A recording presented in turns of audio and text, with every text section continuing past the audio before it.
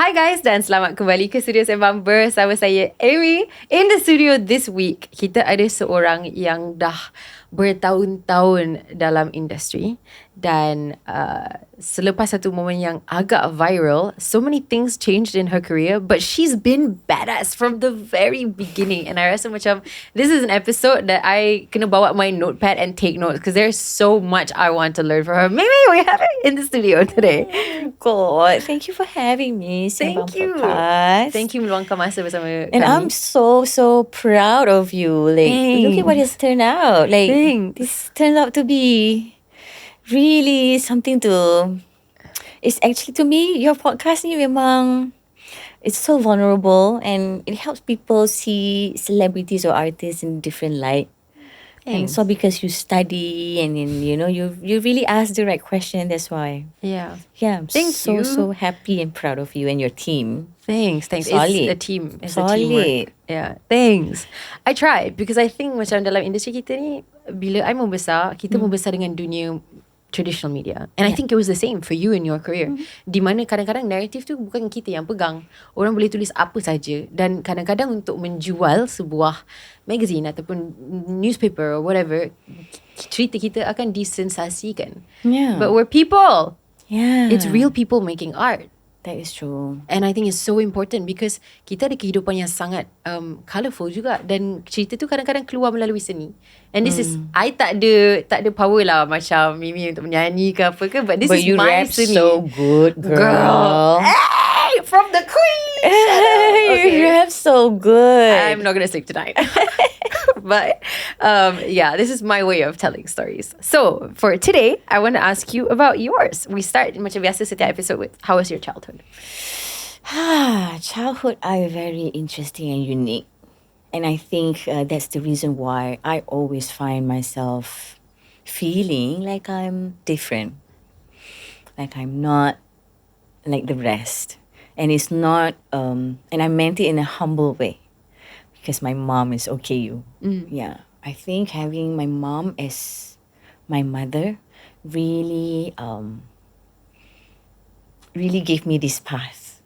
And my childhood is nice. I have 3 siblings. Okay, I have an older brother and I have my sister. I'm the middle child, which is very rare. Okay, so sangat rare tau, middle child. Middle child with the middle child syndrome. Okay, faham. And but that's the thing. I am a middle child, but I'm also the firstborn daughter. So I'm a little bit of both. Faham. Yeah. My mom, she's a script writer.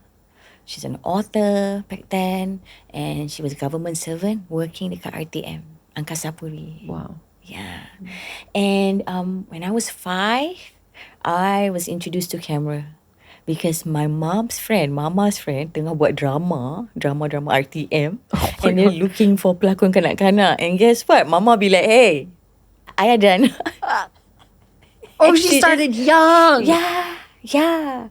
So I had to sing for the camera, and I remember like, hey, I enjoy this. I enjoy camera watching me. This is fun. Like kita budak-budak. Yeah. From that moment kan, I found myself kat cermin dalam shower, and I will be pembaca berita.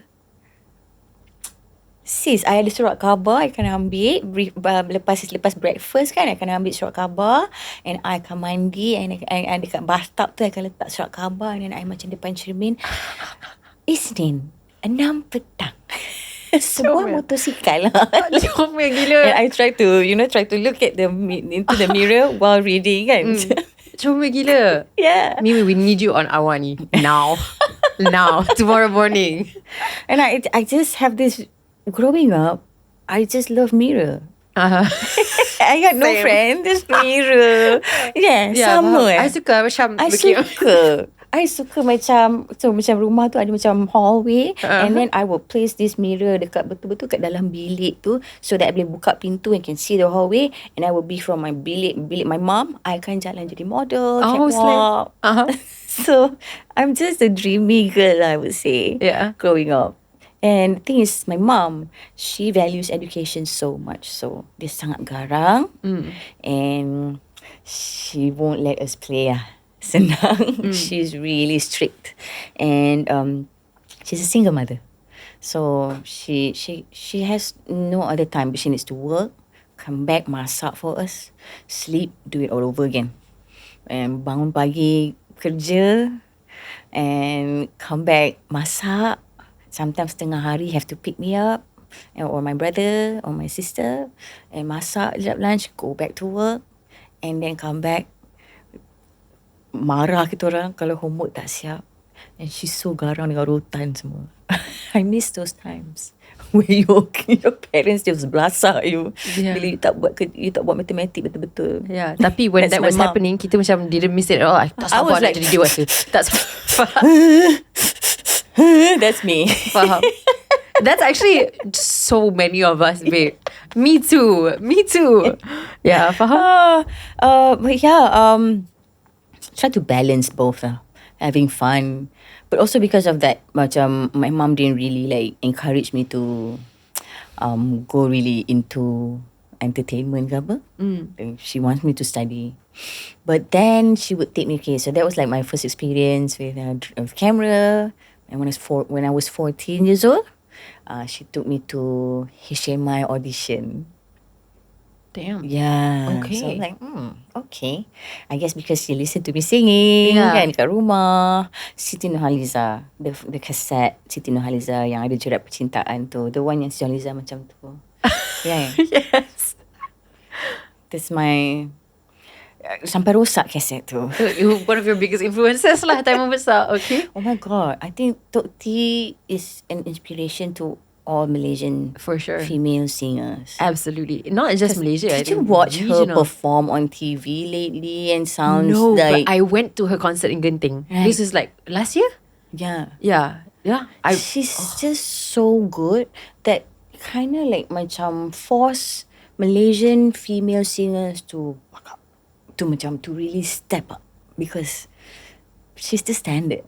Yeah. You know, and I think that's why Malaysian music sampai sekarang macam makin lama makin berkualiti. Yeah. And makin the artists, the singers that we have pun macam makin lama makin hebat because kita ada someone macam Tok T in our generation. Maybe you're right, actually. Yeah. We She also influenced me so much. I learned lyrics and all because that's all I ever done. Like macam I beli kaset dia macam bukanlah I guess my mom or my dad beli kaset and I akan tengok lyrics. I tengok semua lirik lagu dia, I hafal. And my love for Malay poetry came from her, from her music, from her singing. Yeah. So growing up, sekolah rendah, I had Tok T in my life. Tok T tak tahu tu, but yeah. Yeah, it's crazy how she taught so many. Oh my God. If only she had camera and watching me, listening to her songs semua. Crazy. Every corner. Do you know what's so crazy about that? Is that maybe time Mimi membesar, you had Tok T and for some little girl out there, they're listening to Mimifly. Oh my. Can you imagine? Yelah. And they're learning sign language. Yelah. Your lyrics, your songs, your attitude, the way you... Wow. Yeah. Thanks Tok T for everything. Crazy, eh? As the art is passing down from generation to tak generation. ada yang apa? Kalau tak ada yang lama, tak ada yang baru. Betul. So and then during my teenage years, I have become a little bit of a rebel lah. Because I'm just so. I think I'm just adventurous, you know. I don't like to be put in a box. School to me is a box.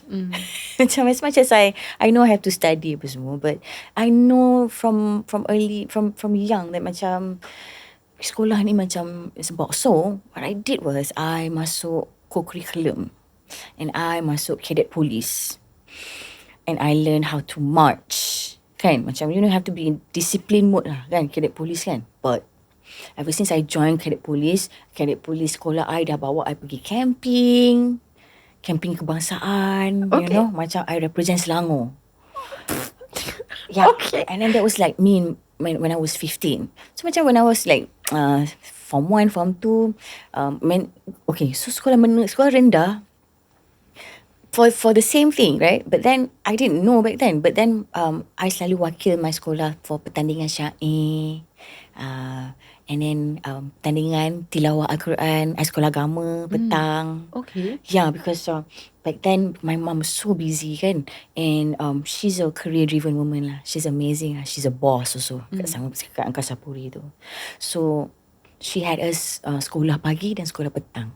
So I ada sekolah rendah and then I ada sekolah agama. Wow. Yeah, so my day was so busy, Yeah. booked and busy. Just following your mom's footsteps dari kecil. Yeah. Wow. So dekat sekolah agama, I can represent my school to masuk tilawah Quran, or pertandingan nasyid. And then masuk sekolah rendah, I pun masuk pertandingan syair, wakil sekolah. And then masuk sekolah menengah, I masuk cadet police. And bila I masuk cadet police, I was so good at it, I became a sergeant major Selangor. And then I start to lead tau. Macam I ada platoon tau. So every time kita orang masuk competition, like pertandingan kawat semua tu, kita orang menang. Sampai ke so I macam platoon commander terbaik, Syamimi Amalina. Okay, girl. She said, I can do everything. Watch me. Oh my god, it was so much fun. That's all because I don't like just duduk kat sekolah, kat kelas. I just want to go out. That's so cute. Right, that's the whole point sebenarnya. I do all that sebab I nak keluar. And I know kalau cadet polis ni pergi camping lah, and tinggalkan sekolah berminggu-minggu. And also after school you have to kawat sampai sunburn, tak apa. Yeah, for as long as I don't have to be in the school je. Macam tu. Faham? Yeah. But then I made it work lah. And then I won. I became this platoon commander terbaik for so many years. Platoon commander terbaik. Yeah. I Yeah. rasa setiap kali you naik pentas for this, for any performance, that's how they got it. Platoon commander Mimifly. We're bringing this back. Oh, there's one time dekat sekolah macam sometimes cikgu-cikgu sekolah I would say macam, do you guys remember era Syamimi? Yeah. They would say that era Syamimi, because that's when cadet police tu sentiasa menang, sentiasa. So you were the like iconic. Yeah. And then macam I was doing real bad at school because I wasn't there. I masuk science stream ni. Yeah. Because my mom said macam, you jadi doktor, okay? You jadi doktor. She didn't ask. She said, You tak nak jadi you doktor. jadi doktor kan? You jadi scientist. Oh. Right? Because you pandai. Oh my That's what gosh. mama said. You pandai. You pandai buat maths kan? You pandai apa semua, you jadi doktor. So masuk science stream. So I budak biology, budak physics. Yes. Right? You study biology science, okay? Yeah. Kau jangan main-main. Oi, dahsyat. Yeah, itu sebab but then I was not doing so well masa dekat sekolah menengah. But I jadi tokoh co-curriculum that year. Oh, Okay. yeah. Not bad lah. Right. And Okay then lah. I left school. I masuk form 6 kejap. Bukan sebab apa. Sebab my school nak masuk lagi pertandingan kawat tu. Yeah. And they still need me. She said, I will do another year of academics because my squad need me for marching. We're gonna march. Oh my god, yeah. And then I masuk, and then I got the IPTA punya results, SPM masuk, and then I start kerja dulu. I have always been independent. I mean, even when I'm like macam dah habis sekolah, I terus rasa macam, yeah, it's time to go get your money lah. So I waited tables dekat Mid Valley. I waited tables dekat Victoria Station, kat Emcot Mall. Oh my god, the I waited iconic. tables. Yeah. The legendary Emcot Mall. Yeah. Damn. I learned all this like ethic, right? Makan ethic. From semua Victoria dekat situ. Station? From Victoria Station. I learned how to pour black pepper sauce on the steak. And one time, the steak tu I tuang and then they just percik dekat my customer. Oh my god. So embarrassing. That's when I know like this is not for me. Oh, that's a wild. Yeah. Yeah, Wild. it's not for me, guys, because there he was. I don't know. He was dating kot, and then I came with his steak. And I start pouring that black pepper, and it went sizzling teruk, and it just push it dekat thigh dia. I said the thigh, no, it's like a white shirt. And my boss is just looking at me like, girl, you never such know. disappointment. And No, I kita went kena to the bersangka baik. toilet crying, and I'm like, this is not for me. You know, on the flip side of this, maybe you saved him. Maybe he was having a terrible day. Could be. Maybe, and this was like, he's like, That's that's the way how do to- I get out of here? Yeah. And you help the guy. You never know. I was traumatized because I don't want to do that to people ever. No, of course But yeah, not. we was just so young, and but then I get the IPTA result, and I got in Kota Kinabalu, Which is far. which is so far, and I loved it. Like I love it because from the moment, Yeah. you know, I've always wanted to go out. I want to see the world, and that's just who I am, I guess, because I'm Sagittarius. Could it be? 100%. Yeah. Yeah. Not The that it's a traveller in me. stereotype lah kan. Yeah. Tapi macam, yelah, itu memang stereotype dia lah. Yeah, I just want to see the world. I just want to see the world now, Restless now. and- Yeah. Yeah. Faham? And I got to KK. And then I fell in love with diving. I have dived kat semua pulau kat KK tu. And so meaning, yeah, I studied. I was best student juga. Best student juga kat situ. I make up lah. It's because kat sekolah menengah tak terror. Masuk universiti terror lah. Because first of all, once you keluar rumah, totally different. And Sabah is like totally foreign sebenarnya. Although di Malaysia, tapi Sabah and Sarawak to me, Borneo ni, they have a different vibe. Like, you can definitely feel like you're not in Malaysia. Bukan nak cakap you're not in Malaysia. Macam, they have a different culture. Like, that's just so interesting kan. Different language. Even macam, the way they see life, the way they see nature. So different kat Borneo. It's more like, more closer to nature. Yeah. Right? And then, and you can tell by the island kat situ, macam mana orang jaga island tu semua, you know. And I have so many Sabahan friends back then because I just love to go out. And I studied, and then malam I pergi club. Yeah, I pergi club because back then club is where dancers meet. And I'm talking about amazing crews. Like these dancers kat Sabah yang suka dance dengan Filipino dancers, and we all know Filipino dancers Can hebat dance. macam mana. Yeah. Yup. So I study, I pakai lab coat, masuk makmal, bedah katak, bedah tikus, lemaskan katak dengan chloroform semua. And then malam I would just get ready and go to the club. Girl, what is this life? She said, I'm Malaysian Hannah Montana. She said, I am Dr. Hannah Montana. Oh my God, it was such a colourful life. This is like two complete different ends of the spectrum. You like literally are doing some sort of like super serious I had science. so much energy back then. Yeah, so much energy. It's just I want to explore the world. And I love music. And I, you know, macam kat sekolah menengah, because I masuk cadet police kan. I have friends yang macam jadi cheerleaders. And I have this macam low-key envy lah. Yeah. Because, man, I could do that. Yeah. I know I could do that because I've been doing that in my bathroom kan. With the mirror. Depan cermin Yeah. kan. But I didn't get to be a cheerleader, pakai makeup semua. You cadet police, you so strict and disciplined and just Yeah. Bila dah sampai university and I'm so far from my house, I rasa macam I wanna start get into macam music balik lah, because I love to dance. And going to the club masa tu, looking at dancers dancing, battling, and you join in. I just love that.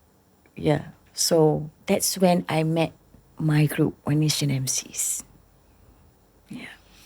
I'm still not over the fact that she's like cutting frogs in the morning, then going and joining dance battle in the night. I'm like, what is this like? It sounds like a movie. It's so sick. it's I'm quite gonna be novelty. waiting, Mimi, for you to do like a, you know, like a documentary, historical documentary on Netflix. I tunggu hari tu. It would be so freaking cool. my. Go my. you. I'm sure the time management must have been crazy untuk buat dua-dua. That's why I said like macam I don't know mana I dapat energy tu, but I think that is passion. Oh yeah, That always. is passion. Where bukan nak cakap tak letih, but you're so glad you letih because you're doing something that you love until you're tired. And I think that's a beautiful thing, to be in that state where you do what you really love until you get tired of it too, is actually a blessing sebenarnya. And it's something that people want sebenarnya. Or like, people will actually, people dream of that. Tapi dia macam mana kan, biasanya orang selalu fikir macam pasal pengorbanan, right? So people think like, if you want to go and you want to get this like serious degree, like let me go to university, study science stream, I got to give up my dream of becoming a dancer. Tak possible untuk I buat dua-dua.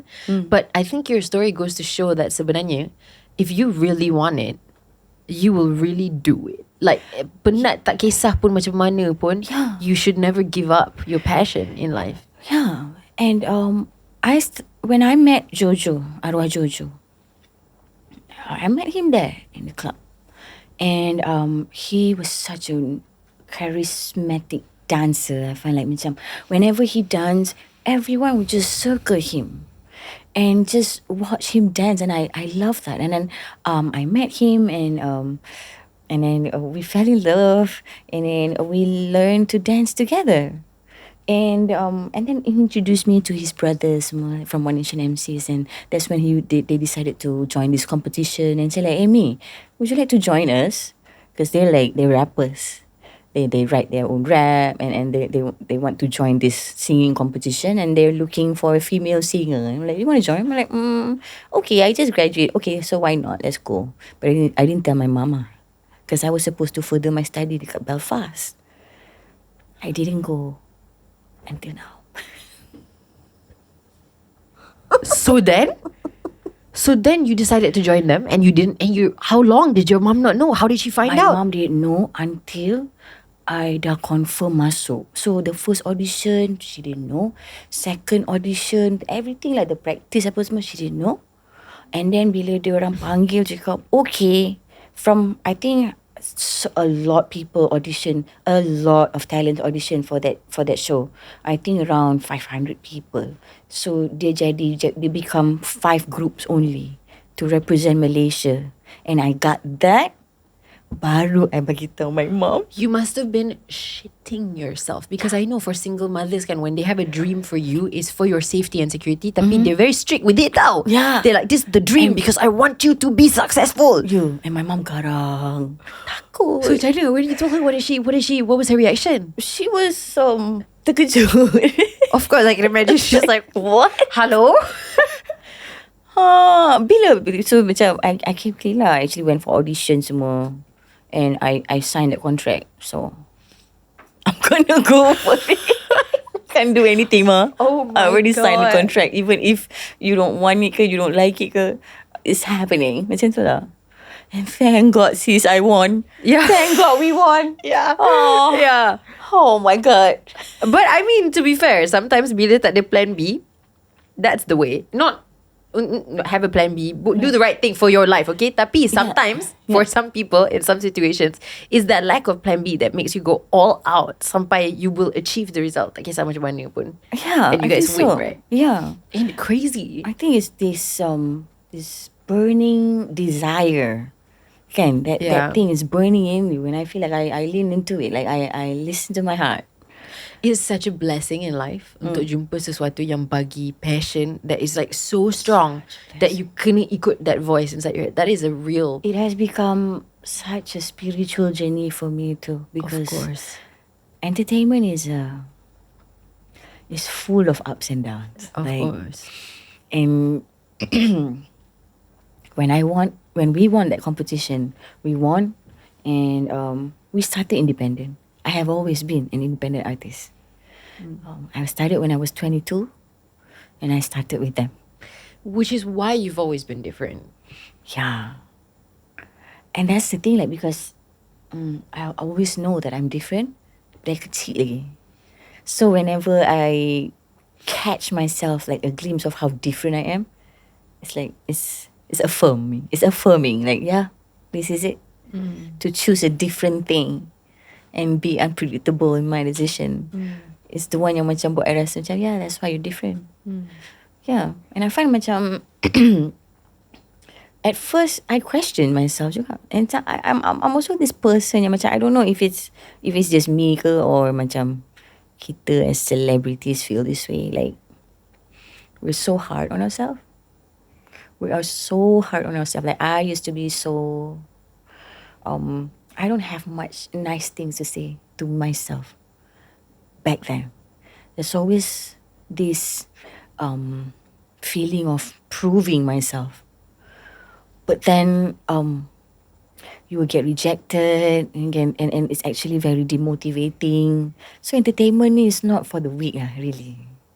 Bila orang cakap hati kena tebak, hati kena kuat tu, it's because of ni lah. Macam it's so easy to give up. It's so easy.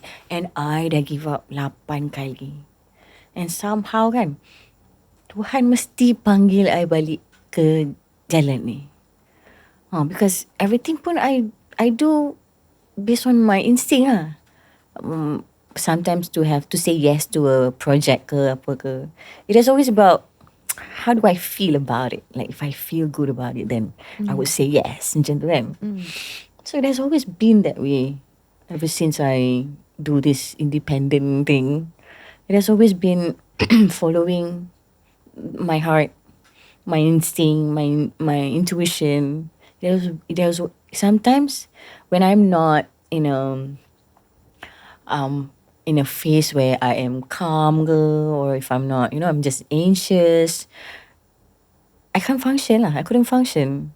I had anxiety attack, panic attack, and then you cannot show that, but somehow you just carry that with you, and all this macam shakiness, macam just because you're not well here inside.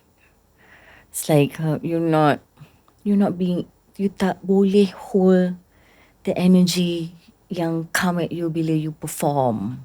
It's too much unless you learn how to stay with Handle it. Yeah. Do you think? Yeah. Do you think it's because you chose to do something so different? Because sometimes I think about it from my life as well. I consider myself kind of like a bit of a, in a good way, like a defiant, strong-headed girl. And I think when I look at you, I see that too, right? And I love seeing this in women because I think it's so cool in a sense that in life, I think for most women, there's an expectation for everything that we do, kan? Macam there's an easy way and we're supposed to be this way and be quiet and be sweet and be this and make everybody else happy sometimes. And I think that sometimes for those of us who choose to do something different, because maybe just our life lah, nasib kita dalam kehidupan ni adalah kita mungkin tak jumpa saluran yang menjaga kita dengan cara yang kita nak, so kita bina sendiri. And that's kind of like a cool thing to do too. Tapi when you do that, you are so hard on yourself. Correct. Because you're like, I dah pilih sesuatu yang orang lain mungkin is more resistant against apa yang orang nak daripada I. So sekarang I wajib membuktikan kepada diri sendiri yang pilihan I tak salah. And not only that, you have that, and then you also have this feeling of you have to be in control of everything. Yes. If you can't, if things just went south, Yes. you'll be like, oh my God, you know? Yes. And it's so hard to unlearn that. It's so it yes. has been tough. Like and I'm so grateful that I took the time to actually really like sit with myself and see myself, see within tau. And because this is something that some people take pride tau in getting everything in control. When in life, nothing is in your control. Nothing. Really nothing. Yeah. Like what we can do is really like make use of what we have. Like what we have, we make do, and then we stay present. But then back then I remember macam it's so hard because I need to make sure everything is top notch, flawless. Macam tu kan. And then you it became your habit, it became a pattern, and then once things just tak jadi, oh my God, it broke me so much. And that's when I learned like macam letting go. Letting go is the hardest thing. But that's why I said, like I told you, kind throughout my 18 years in the entertainment industry, I gave up 8 times. I remember it so well because these 8 times I told myself, like, and when I tell myself, I usually am in front of the mirror, again the mirror, and I'll be like, I'm done, I quit, no more, I'm not gonna do this again, macam tu, and I just move on, and then, but give me 1 month, 2 months, nanti dia datang balik that feeling yang macam, oh, or somebody just gonna call, can you help my artist ni kejap, dia nak perform and we need somebody to choreograph her showman, her performance for this show ni. Yeah. And I'm back. You know, crazy.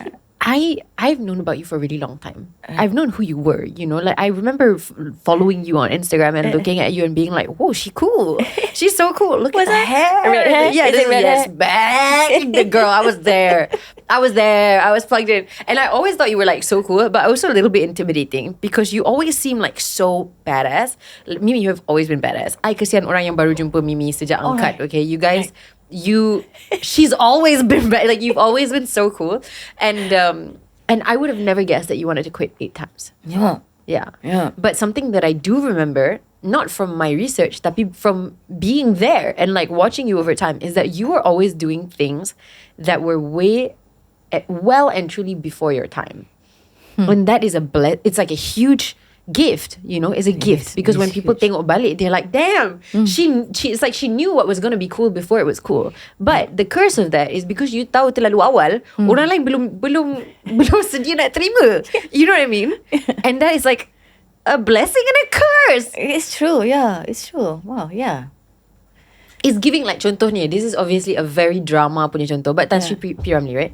When he was around, when he was making the art, everyone was confused as hell. Yeah. Look at us now. Yeah. Appreciating a man that is no longer here for the art that he has left us with forever. How long has it been? 50? Exactly. 50, 60 years? Tak sayang ke kita tak puas, kita, I was not alive, but tak sayang ke masyarakat tak boleh terima dia pada ketika dia tengah mencipta sesuatu untuk maybe shape what he's, you know?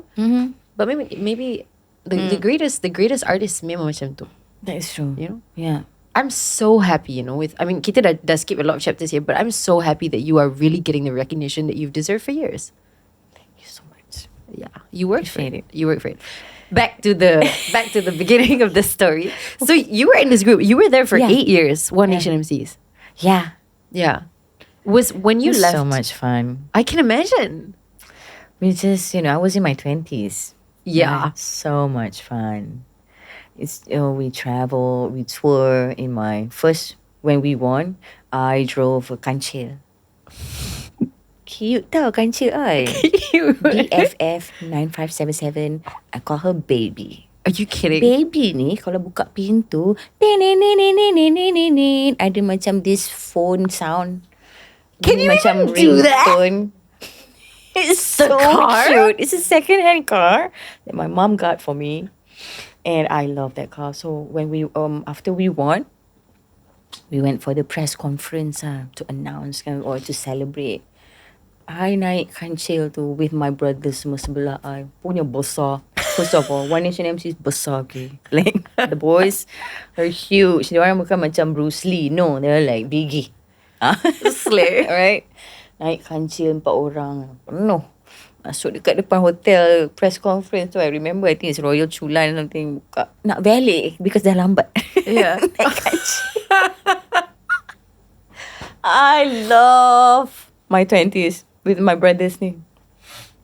And then got a new car. I in my 20s I got my first car, and I bought my first car, and then there's just one time, so we did anak kampung. So we carry my One Nation Emcees, ada Raja Gelik, ada Kau Yang Satu, like we had an album semua.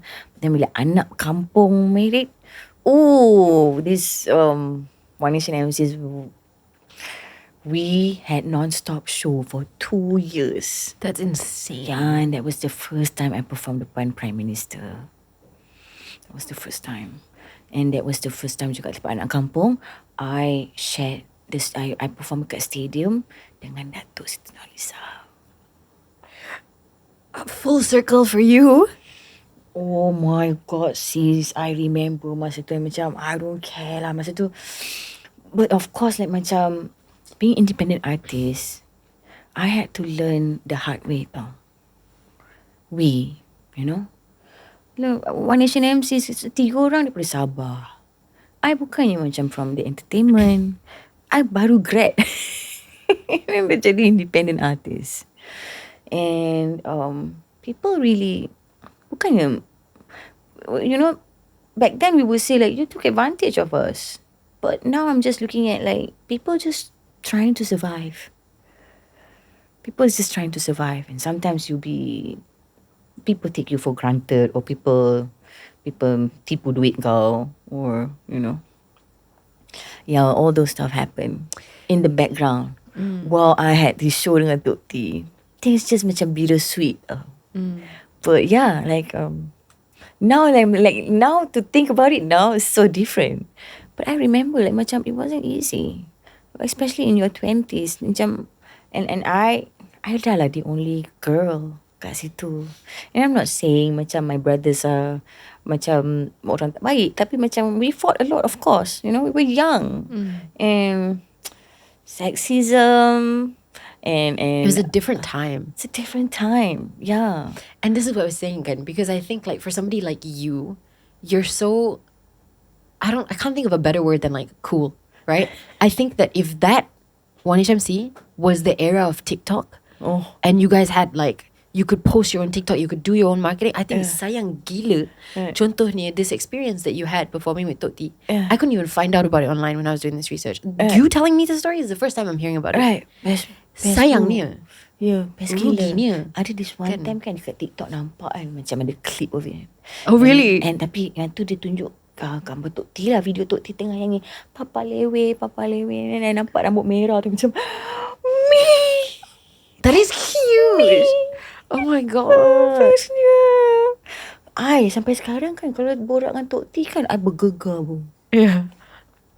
Just cannot macam tu. Faham?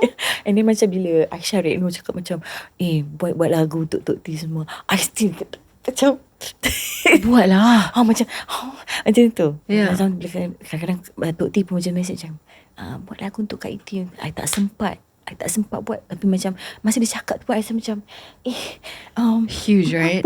Mampu ke Because dia Tok T macam tu, I still like look at her macam tu. And I think I like it that way because she's amazing. She's just such a, I memang Siti Zona lah. I love her. Yeah. It's a big club. Siti Zona satu Malaysia Siti Zona sebenarnya. Kita occasion.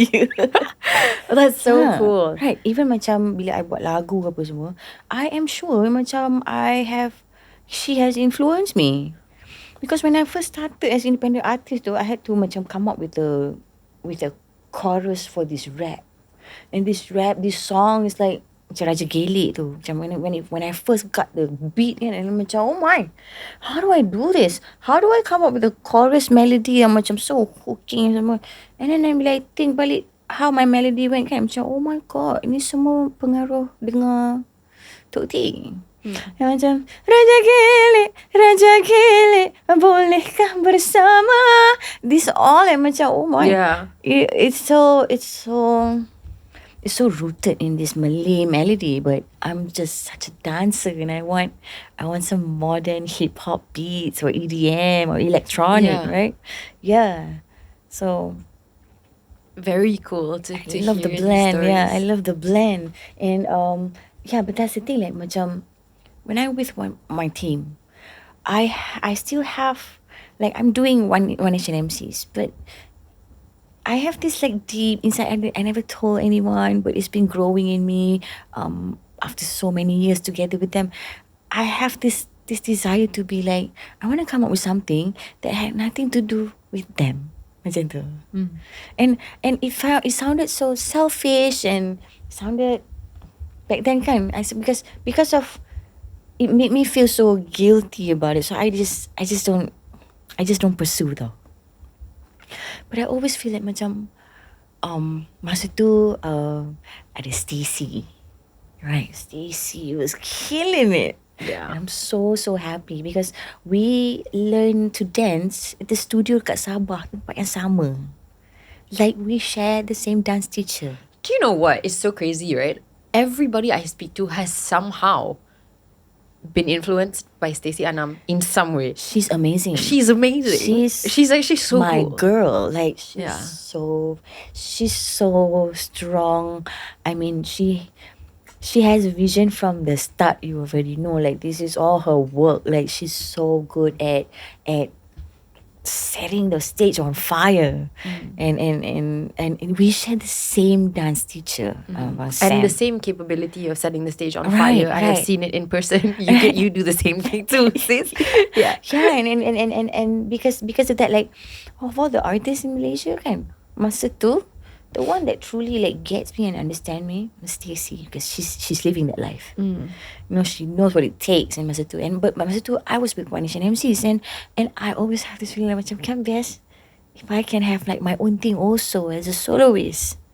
Is that possible? But so many years I diamkan, I tak buat. Because while dealing with One Nation Emcees, we went through hardship together, apa semua, just trying to survive, you know. And you know, so many people say like macam group ni after 5 years gone. And it was actually, so when we hit 5 years, it was so hard. But we made it happen lah until macam 8 years, 9 years kan. We made it happen. It's a long time. It was a long time. So there's a lot of and in my 20s, I think that macam I get traumatized when things happen, like macam show ke, dalam show ke apa ke, but you don't get to tell people about it.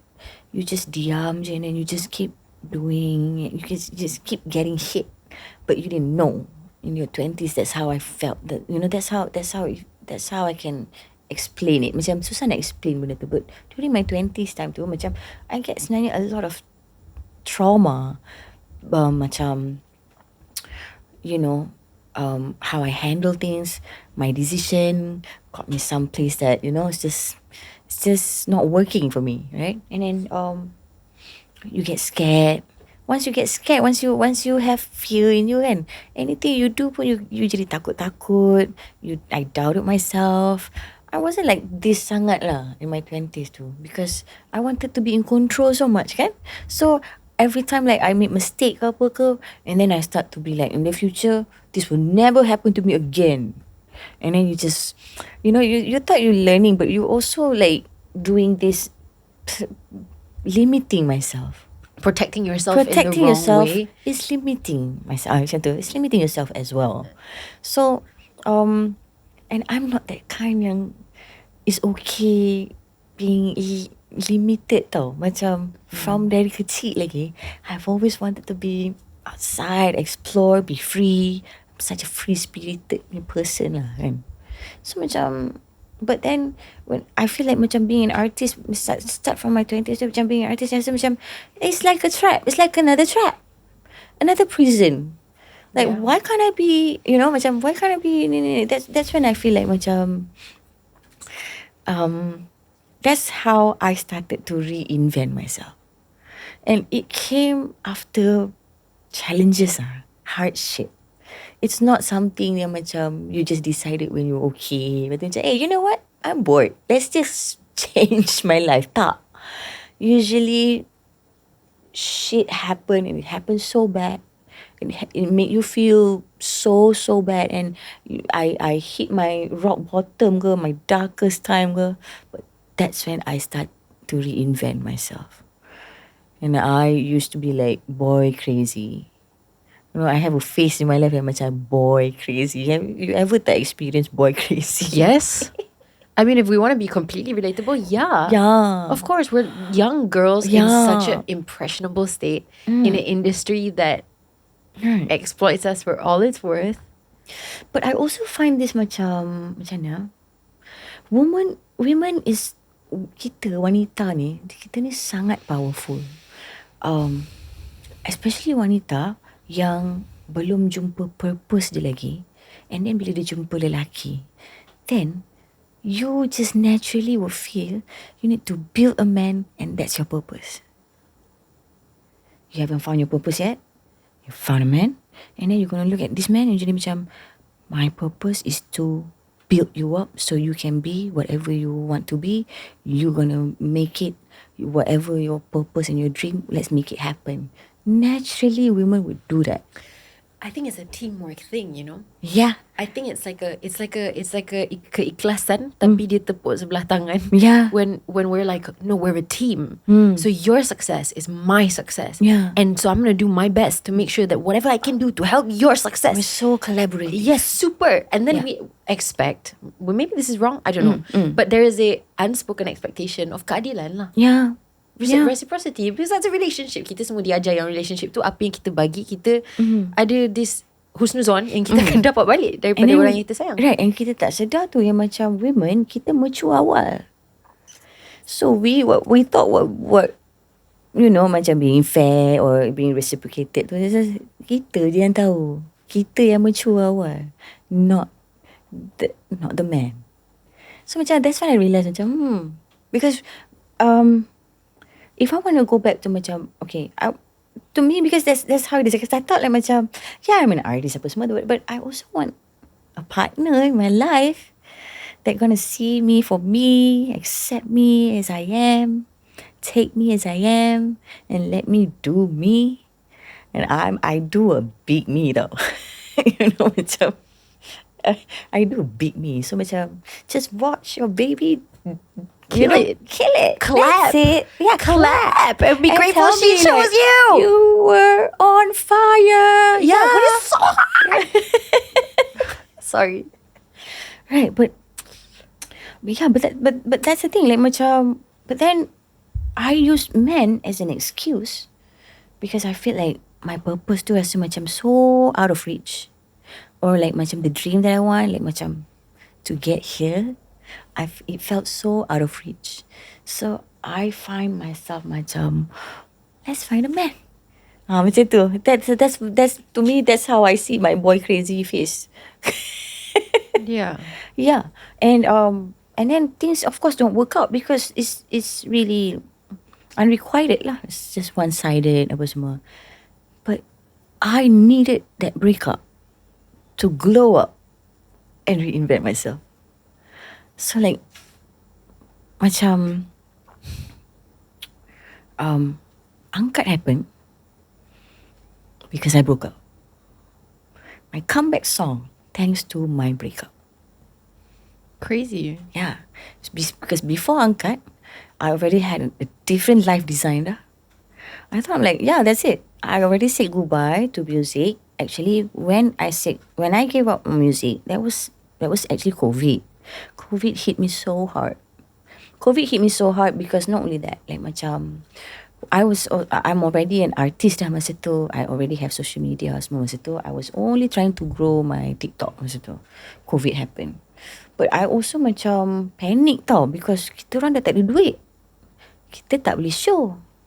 And kita so uncertain. So mentally, semua I was like lost. But I had to put my phone, record myself saying like, stay at home, don't worry. Trying to spread I have positivity. to be, yeah. And yeah, I'm sure it's nice, but deep inside, I was dying. Like, I was dying. And then I remember this one time because I had to go out. Macam, okay, I still had to go out, keluar semua because of kerja. Tapi ni semua kerja macam kerja COVID. You know, macam, not the artist me, the celebrity me. You know, because we have that. Right? Yeah, of course. Right. Not the artist me, the celebrity me needs to be out there and I would say fake it. Macam, and the thing is like, ada one time tu, I baru habis mandi, I keluar beli air, I rasa macam, I did not know how to breathe. I rasa, macam mana nak nafas macam tu. Scary. I dropped on the floor because I was so scared. I dropped on the floor and I could feel my heartbeat on the floor. But I don't know how to breathe. And I was alone at home. That's so scary. So scary. And after a while, baru I rasa macam I don't know what happened, but I thought I was gonna die. I nak mati dah, seriously. I said, oh my God, this is my last view. That's what I remember thinking, that this is my last view. Okay, I guess this is goodbye. And then only then I can feel my chest macam macam tu. And that's when I'm macam, oh my God, mental health. From mental can affect your physical. If you, and it's just gonna give you that surprise, it's just gonna attack. Macam tu je. That's when I realized, oh my God, it's so important to take care of your mental health. Because when I got that, I terus macam, oh my God, I told a friend, I told my friend, and my friend introduced me to a therapist, and I start having therapy session. And that's when I get to macam really get to know myself more, because sometimes macam you get traumatized, and from your childhood you must have like macam maybe you have a dark times ke apa ke, because life is not perfect, right? But the thing is like benda tu boleh carry sampai bila you dah besar, and then bila you dah jadi adult, and then you tak perasan pun that you have been living your trauma. Macam tu kan. And after that, yang buat I rasa macam, you know what, I quit so that I can focus on something else. And that's when I moved back to my mom's place. I stayed far away. I used to just be around KL area je, sebab memang the moment I start jadi artis, I dah start live alone dah. But then my family dengan I macam so jauh.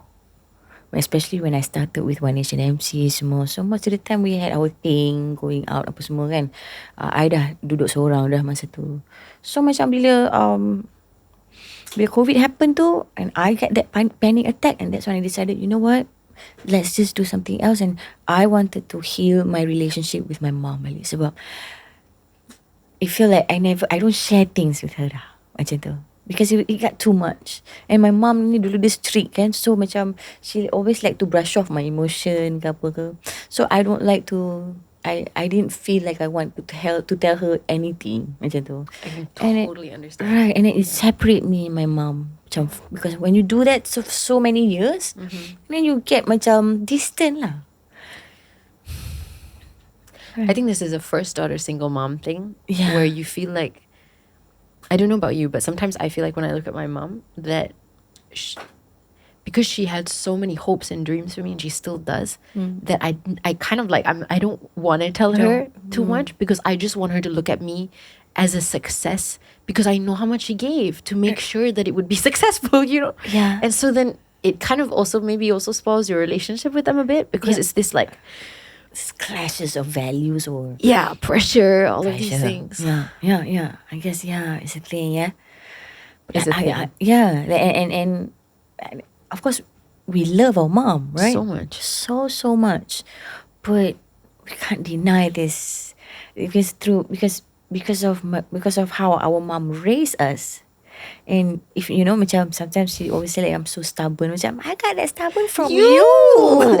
Hello. Oh my God. Paling tak sedar diri. Right. That's my mom lah. I love you, mom. I She's probably love watching you. this. I love but you, she's Mom. the most stubborn person I know. What do you mean? Ke mana pergi ni apple kalau tak sebelah pokok, ibu? Like that lah is the feeling, But I love you, mom. I love you so much. I love you so my much. Mom. But of course, because I think I got that. That's the thing. So I decided to quit my music. I stayed with her, and then I live with her every morning. I boleh buka pintu, good morning ma. And like macam whenever like we have macam a little bit panas ke apa ke, I learn to just be okay with it, because I know like macam this is her house. Macam I try to be more respectful. Macam before this I live with her house, macam I always feel like, why do I have to do that? Why do I do this? Like, I question a lot. But now macam as you get older, and then you start living with your mom, and then knowing that macam, hey, you know what? Your mom will always be, my mom will always be with me. Right? Like until the day I no longer have a mom, she'll be with me. I'm the firstborn daughter. Nobody I feel Can like replace that. Yeah. can replace that. Yeah. So I make peace with that. I start to accept that. So macam a lot of benda I tak puas hati ke apa ke, I start to be like, you know, like macam let go. I learned to let go and it healed my relationship with my mom. My mom dengan I sekarang macam me. Like I gossip. The first to gossip be like, Ma, let me tell you something, Ma. Any good news, any macam something that just I find macam very odd or weird or different or macam extravagant ke apa, she be the first to know.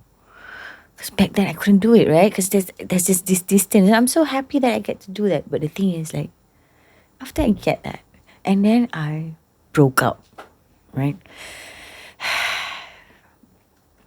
I took a solo trip to Lombok by myself for 2 weeks. And then just finish a book. And just, you know, just travel lah. Masuk Lombok, naik jalan, waterfall after waterfall after waterfall. And then took a trip pergi masuk island, masuk Gili Meno, dive, snorkeling, whatever. Came back, crafted angkat. With whatever money I have left. And I pinjam duit my mum. It's a lot of money.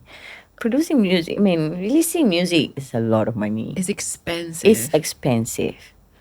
Well, what can I say? But it's so freaking babalo if you're Mimifly and the song is angkat. You know, then do it. You know? Yeah. That is a crazy, maybe that's a crazy story. Wow. It's crazy, yeah. But like, go you. Go you. Girl. Yeah. Yeah. And you know, it took me a while because and I'm just sharing this just to let the girls know, my girls. I'm a girl's girl for forever. 100%.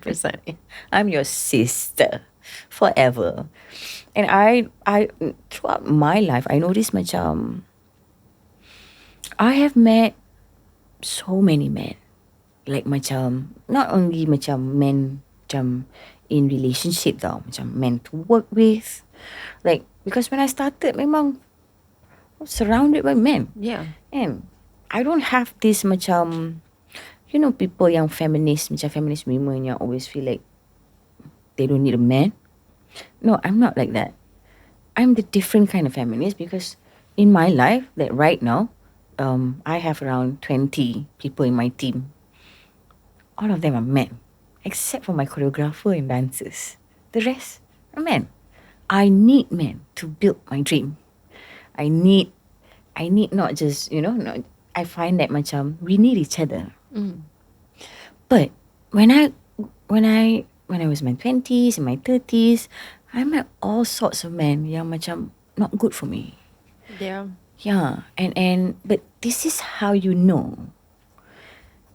Then I met, okay, so I cleared my relationship with my mom, and what happened was, on my birthday, December 15, 2023, I asked myself this question. What is one thing that kalau kau tak buat, kau akan menyesal sampai bila-bila? And when I closed my eyes, I saw it. I saw me in the studio. I saw me writing, laughing with the producer, laughing sampai, you know, kaki sampai naik atas punya. I saw all that.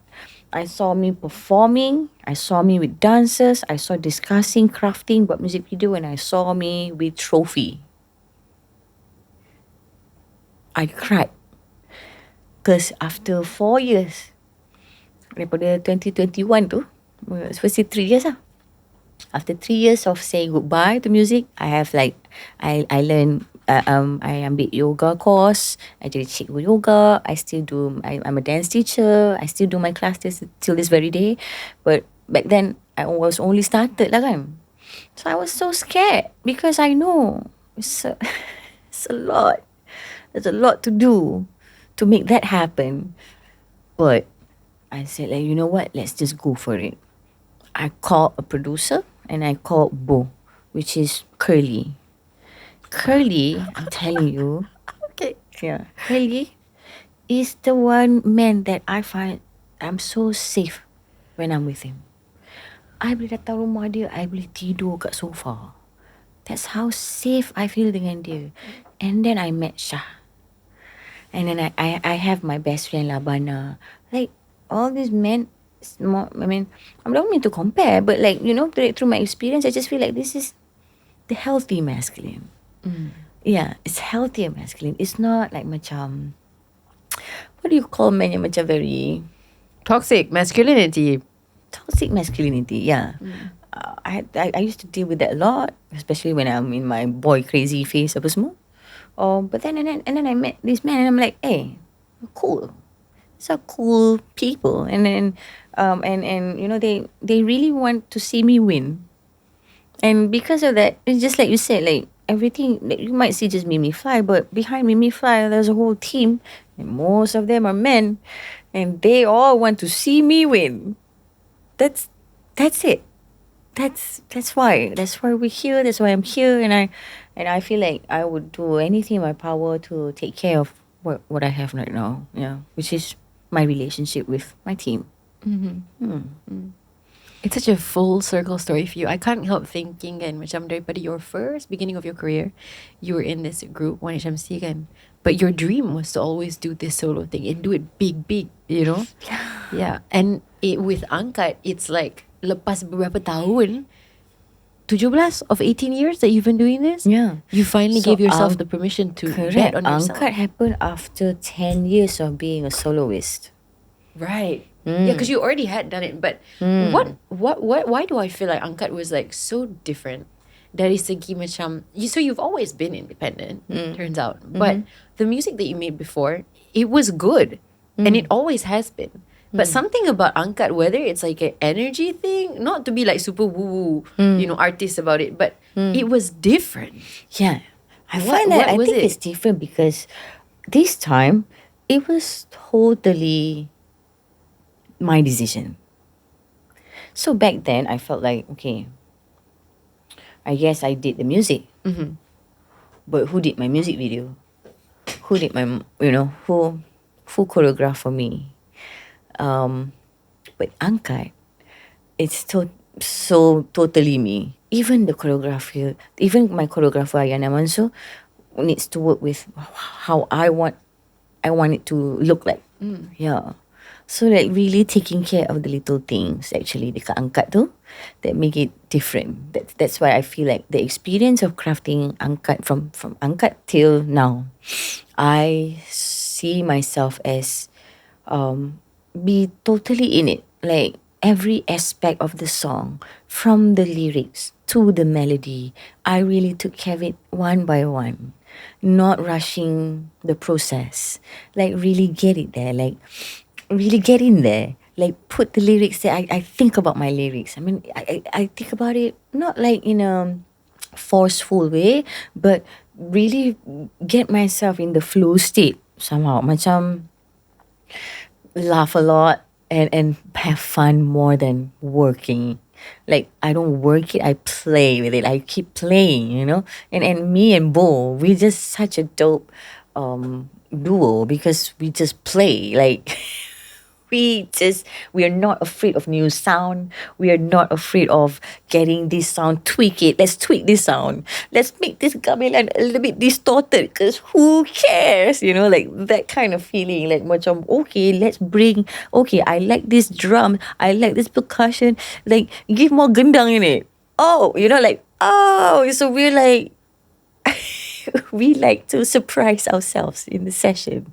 So it's not like something that I wasn't so serious about things as well, but I get into the detail of it, right?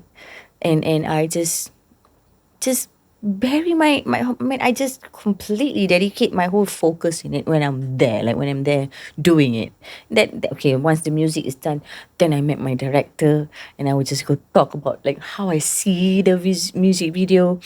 Like, let's go Reiki, I'll be there to Reiki. Like, because if you're just an artist, you have like a label ke apa, you don't get to do this because somebody else going to do that for you, right? But I don't have that luxury. I'm an independent artist. Yeah. I need to be there. I kena pergi tengok macam, ini ke tempat dia. Okay, do I like it? Because in the end of the day, it's always about, do I like it? Yeah. So I think that's the only difference that I find like, macam compared to before. This time really I took care of every detail. Macam sometimes you akan terlepas certain details, yes, and you own it lah. I have to own it lah, and that's what happened to Serumpun kan. Macam I did my best of like taking or macam making sure we have this, and oh my god, 50 to 60 tenaga kerja. It's a lot of people there doing a lot of things, and you know masa when I get that critic about baju tu, bila tengok balik orang semua macam now I know why. Now I know why people say that it's inappropriate ke. I took time to really think about it because you put your all kan.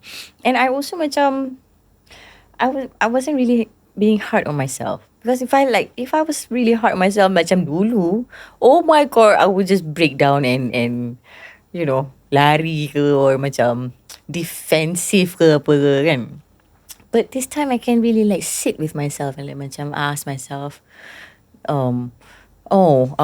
this is why people or like find it macam offensive ke apa ke is because I'm a sensitive soul. So if people call me insensitive, you'll be like, serious ke? I can't relate to that at all. Yeah, because Yeah. I'm a sensitive soul, and I guess the decision to just take down the music video and re-edit, I find that macam, because to me in my head, it's just a song. Like I still feel like it's just a song. I'm gonna do another song, so let's just get it right. Macam tu. And this is the best part. Macam my director Hafiz Rashid, he's the one yang macam suggest, you want to re-edit it? He's the one yang macam, you want to re-edit it? That's nice because he wants to see me win. So yeah, that's the thing. Like I'm surrounded by good men. Good men. Like not just people. Like macam I'm always I have girls. Like I have my girlfriends. But I can admit, like, in my 20s, 30s, I can't say that I met macam good men sangat. But this time, I really meet good men. And then, that's why I get to do things. That's why I get to tackle things. Macam, kalau I bukan independent, I think it's hard to take down your own music video and re-edit and put it.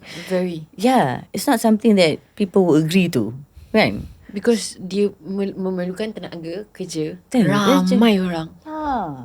But we get to do it because they want to do it. Because you're surrounded by people who love you. Yeah, and it wasn't like something that macam I tak minta tolong pun dia orang cakap nak buat macam boleh ke? Boleh I guess we gonna do that macam tu. So it's more about, man, just thinking about it, I'm just so grateful. Like I guess in life we have a phase, like kita ada fasa-fasa dia, and it doesn't matter macam bukan maksudnya it doesn't matter macam mana, like macam you will just go through things and sometimes things are hard, but that's not the end of it. Like sometimes you can see the light, and then when the light happens tu macam you'll be like, it's all things just work out in the end. Things just work out in the end. So that's nice. Yeah, that's something that I hold on to lah. Macam no matter what. And my mum pun macam jenis macam tu. So macam bila when I tell her macam bad day ke apa, she'll be like, hey, look at me. Mama nak jalan pergi shopping mall pun satu benda yang macam mama kena fikir. Mimi boleh jalan mall macam bila-bila Mimi nak je. Macam tu je. Things are not hard sebenarnya for you. Things are actually easy if you look at it.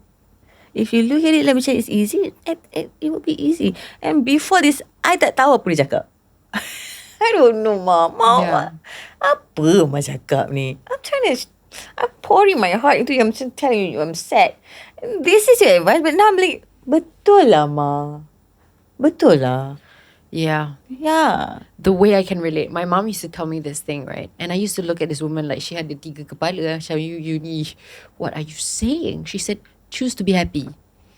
And I would look at her like, sorry, excuse me, auntie, what are you saying? She said, choose to be happy. And I never understood what she said. I thought she was crazy. I thought she was a boomer. I was like, you don't understand my struggle. You don't look at it from my perspective. And then I realized, okay, maybe the way that she says it is from her generation. You know what I mean? But the concept that she's trying to communicate, if I try to understand it in a different lens, is actually not to say you choose to be happy, not to say that when something terrible happens to you, it's your fault or it's your choice. No, but it's perspective. It's perspective. Yeah. And so now the more that I think about it, I'm like, Mom, shit, maybe my mom was right. And I'm macam anak yang paling teruk sekali because I never understood what she was saying. Because when I heard it, I was like, what does that even mean? What do you mean? I can't. I'm sad. Right? And then I realized it's not about that. It's about trying to find a silver lining in everything that happens. Even the worst things. Because I have an auntie and her superpower, Mimi, is to see the silver lining in everything. Any malapetaka in this world, this woman is going to get up, she's going to say something positive, and she's going to move around her day. And there was a really long time where I looked at this auntie and I'm like, something is wrong with you, auntie. What do you mean? Why are you looking at the positive? This is some sort of, what is wrong with you? I used to think. And then I realized she's the strongest person in the room. Because tak ada benda yang boleh berlaku dekat dia yang akan ruin her day. Because she is in control of how her day goes. Because she is in control of her emotion. Dia tak bagi emotion she takes care of her feelings. Like, it's all about how she feels. And it's true. And this is how you manifest things. Like, this is crazy. How am I only learning this now? And even because I'm learning it so late, there are days where I wake up and I suck at this. And I'm like, I'm miserable. And I'm having a bad day. And I'm choosing to be sad and go away. You know? And I'm just that horrible kind of like negative version of myself. But I can't, at least I'm aware. At least we're aware. Awareness is key. But what the hell is this? And why didn't we get taught this? Kesian our parents' generation. Even more. And I think like, because of how they are, we get to be here. Truly. Truly. Like, betul, tak ada yang lama, tak ada yang baru. Like, just like how I say macam, Datuk Siti Nurhaliza is the person yang actually put our female singers semua macam the standard is so high, right? So it makes the younger generation to be like, oh, I want to be an artist, but I also need to bring my A game in it because kita ada Tok T, right? And I think it applies the same with parenthood or being, motherhood, fatherhood, and being different generation. It's like because of how they are in their generation, we get to be here.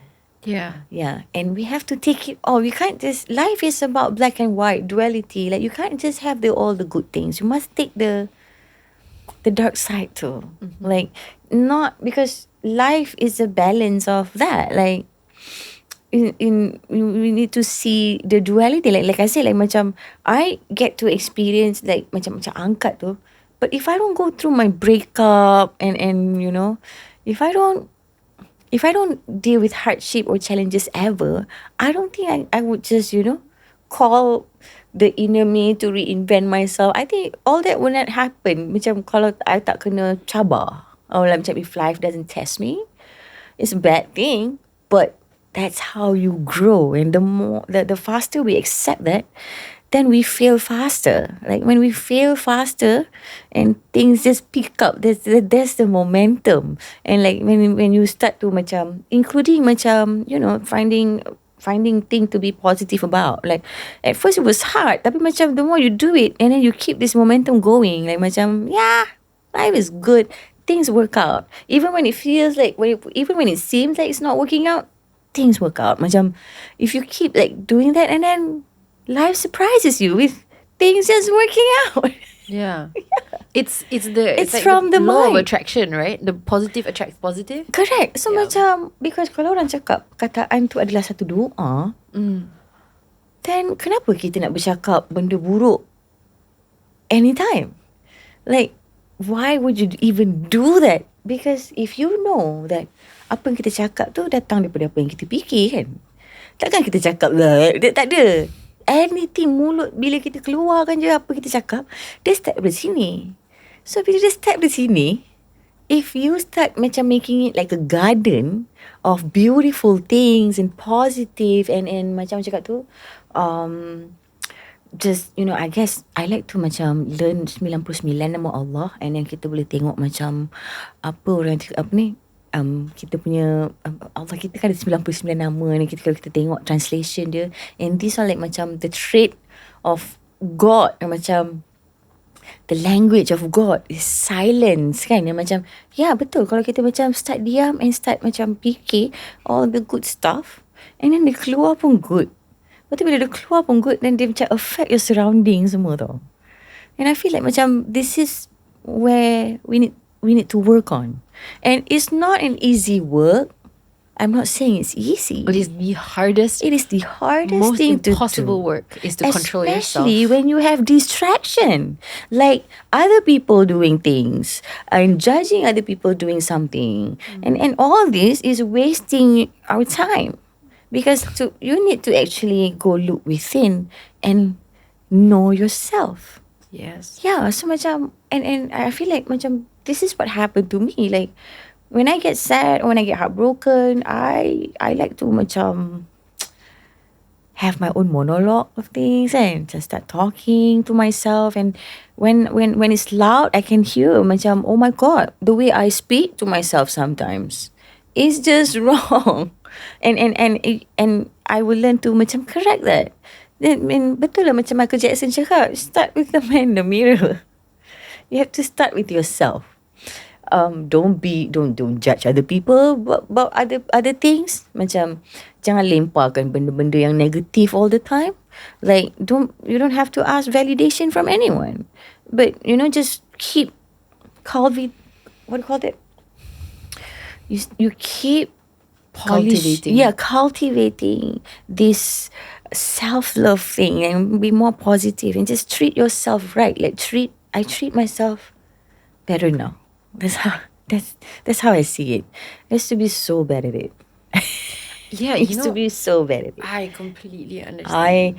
I'm the hardest critic. Like, and sometimes I feel like macam ni tau. Macam I remember lah when I was 28 or 27, 28. I pernah kena kritik teruk punya after my show, macam this live show, and orang kritik I teruk, and then I read it, and I read whatever he said, and I'm like, this is exactly what I said to myself. Macam it was so bad, and I see other people saying it, but then I also macam remember this is how I speak to myself. And that's when I realized, oh my God, you're the one who did this. You're the culprit. It was me. I was the one who actually macam being so hard on myself. And then that's why you get triggered. And macam kalau macam, if it's not true, if you don't do that, and then you get macam that kind of comment. You're like, wow, this person is really too much. You need help. I'm sending you love. Yes. Yeah, kan? Yeah. But like macam you get triggered because you said the same thing to yourself, and then you just watch other people doing it. Everyone else is a mirror.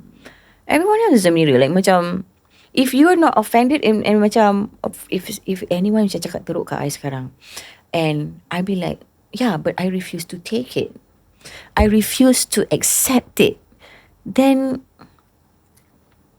siapa yang pegang that negative thoughts? Macam sama macam kalau orang bagi kita tahi, and then kita refuse to take it. Siapa pegang tahi tu? That's what I'm saying, Yeah. Yeah. You know what? One of the craziest learnings for me recently, and by recently I mean like, I think I've changed a lot in the past 365 days. So we're talking like recently, right? Okay. But the craziest learning for me was that, like, when I look back, I completely relate with you on so many levels with me, like especially about the whole like being surrounded by people who are not so nice to me thing. And the craziest learning for me when they were not so nice to me is that the reason I allowed them to be around me is because I would speak to myself the same way they would speak to me. Exactly. That's it. Right? Exactly that. What the hell? What the hell? Because I could have chosen, I could have really chosen to never allow them to be that close to me in the first place. Yeah. That's what we're doing right now. But I felt, yes. It's so easy to do this right now. But back then, it was so hard. I felt safe around them, even though they were horrible, because I was safe with myself and I was horrible to me. Yeah. I met so many liars. I have been lying to myself, really. Yeah. And that's why I get so comfortable having them around. Well, when one day you stop lying to yourself, and then these people just naturally disappear. They disappear. You no longer see them. Yeah. Out of nowhere, just out of your frequency completely. Crazy. That's why I say like macam it all starts when you start to know yourself. And it takes a lot of work. It's a lot of work. And it's a lot of courage. Kena berani confront. It's the hardest thing to confront yourself with how you see. Kenapa aku fikir macam ni? Ask yourself why over and over again till you get to the bottom of it. It's the hardest thing ever. Because you need to be really cannot honest. hide from yourself. You have to be honest. Like macam, oh my God, macam my journal. Oh my God, I hope nobody baca my journal. You need to do a journaling ecosystem tour, please. On TikTok. I would watch. Oh I would my be God. locked in. Girls who journal for the win. Yeah. Yeah, no. No, Yeah. no, words are so powerful, especially when you write it with your own hand. Not typing, but write. There's a different energy there. I remember macam after I close my eyes, I see myself on my birthday tu with candles depan mata I. Ada candles macam tiga candles. So I was just duduk. And I saw myself macam performing semua tu, and then I buka mata and nangis. But then that's when macam give it macam few more days, I buka my journal. It's a new journal, and I said, my music shocks the world. That's what I said. My music shocks the world so much that I'm phenomenal. And I said, I hit 1 million views on YouTube. I haven't done recording. I tak angkat tak wujud lagi. I put there. And masa tu I tengah broke gila. So I put there. I have 30,000 in my bank account right now. I have. Not I want. I have. Just because why? Because these words, when I see it, I find that macam I'm living as if it's already mine. Because it is already mine sebenarnya. Because it start from the mind kan? It start from your head kan? And then the moment I macam start reading it, and I'm like, even though duit I tinggal RM80 kat account tu, it feels like I have 30,000. Because I read it. I have 30,000 in my account. And then I just keep at it. I just keep like macam I work with so many creative people, and they all want to see me win. I wrote all this before it happens, boo. Like macam, because that's the work. That's the work. The work is to reprogram, like rewire how I see myself. Because before that, I was the pity party me. You're not going to make it. Don't you get it? Like, people just reject your song. Why? Because they say you're too old. I got that. I got Mimifly. Who? Mimifly. Yeah, she's too old to make it. So many. This is like crazy. Like, even like people who are actually like, I met around in the industry. They just see me all the time because this is our playground, right?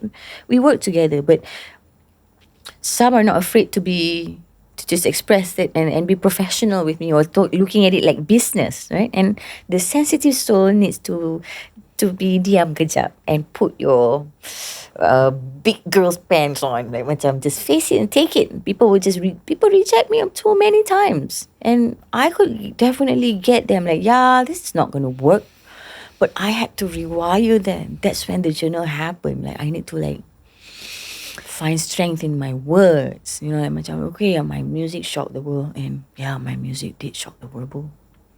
And you know what's crazy, right? Everything they said to you, it was never about you. Yeah. It was always about them. It was always about them. And Yeah. So macam I and people say like, it must be nice, Mimi start independent artist, but it wasn't like I completely straight away pilih jalan tu. But I had to face these people yang keep telling me that I'm not going to make it. And somehow Tuhan kata, I need this. Somehow Tuhan kata, yeah, you need to hear that. And this is going to trigger something in you. You either take it and be sad with it and just completely lah, pergilah merana kat bilik mana-mana. Or you can just be like, okay, I can do myself, macam tu. Right? Perspective. Perspective when things happen. Perspective. That one je yang change everything. Because that's the completely different path. Like, if I'm just going to be sad for when people reject me, when people say I'm not going to make it, then it can be true if you allow it. Macam tu lah. But I'm that kind yang macam, thank God, the rebel in me, my mom cannot tame. Thank God. Because if anyone can tame the rebellious side of me, I don't think I can make it. And I'm so glad that I hold on to that. Like, at least, you know what? At least I'm being me. You know, macam. And you never quit. Like, maybe you quit 8 times lah. Yeah. But you didn't. Yeah, but it didn't. You didn't. Quitting is when you never come back. And you always came back. Always came back. So you deserve it. Alhamdulillah, Bu. Alhamdulillah. You really deserve it. Blessed. Like, sometimes I can just bangun pagi and just look at the view, and I'm like, sometimes I just looking at my life and I'm like, wow. Bestnya that me turning 40 this year, this is where I'm at. Felt so, because you know, I tak ada husband, I tak ada anak, and if I want to think about my bloodline, I think I'm the first, because my cousins semua ada anak, semua ada family. My path je different. Now my sister pun single lah, but you know, macam, Yeah. But then I think about it differently now, macam, because I have a purpose, and that's a blessing. And I'm not, bila I tak ada anak or I'm not a mom, that doesn't mean I'm not nurturing. I am nurturing towards my team, towards my students, my yoga students, my dance students. I'm a teacher. And you know, as much as I'm an artist, I craft my song, I am still contributing, and that's, to me, that's me nurturing, that's me mothering. And I find like macam some women are not meant to have kids because they are meant to handle other things, like NGOs that help people yang in need. Some women are leading that. Mm-hmm. Yeah, maybe life is not about just reproduce and have kids. Some are just destined to galas tanggungjawab and amanah yang macam ni, you know. And I think it's beautiful. Mm-hmm. I agree. Yeah. I think society has a very shallow and superficial idea of what a woman is. And I think that's kind of sad. Yeah. Because I think women are impactful in so many more ways than what we give people credit for. Like, a lot of women out there are mothers and are amazing and are aunties and are members of family and all of that stuff. And we praise them for that. Yeah. But they do so much more too. Yeah. Yeah. Oh my God. I have many artist friends that are also mothers, but killing it. Of course. And sometimes I feel like, oh my God, that's the best life, isn't it? That you get to do that life, you get to do this life. Meanwhile, sometimes we women, we compare. It's just natural, because this is how the society, I mean, it's a, you know what, like it is? It's just what society taught us. Yeah, what society taught us. And it lingers still. Subconsciously or consciously, it still lingers. Like, sometimes we compare our life with other people, social media. Social media is a big freaking culprit of this. Yes. Yeah. So, but then I guess because that's the reason why we need to have perspective, huh? Because perspective changes everything. I hope you never feel that way. I feel so inspired by you, by the way. Thank you, Bo. I think it's so cool to see you just like rewriting every single rule that we're taught.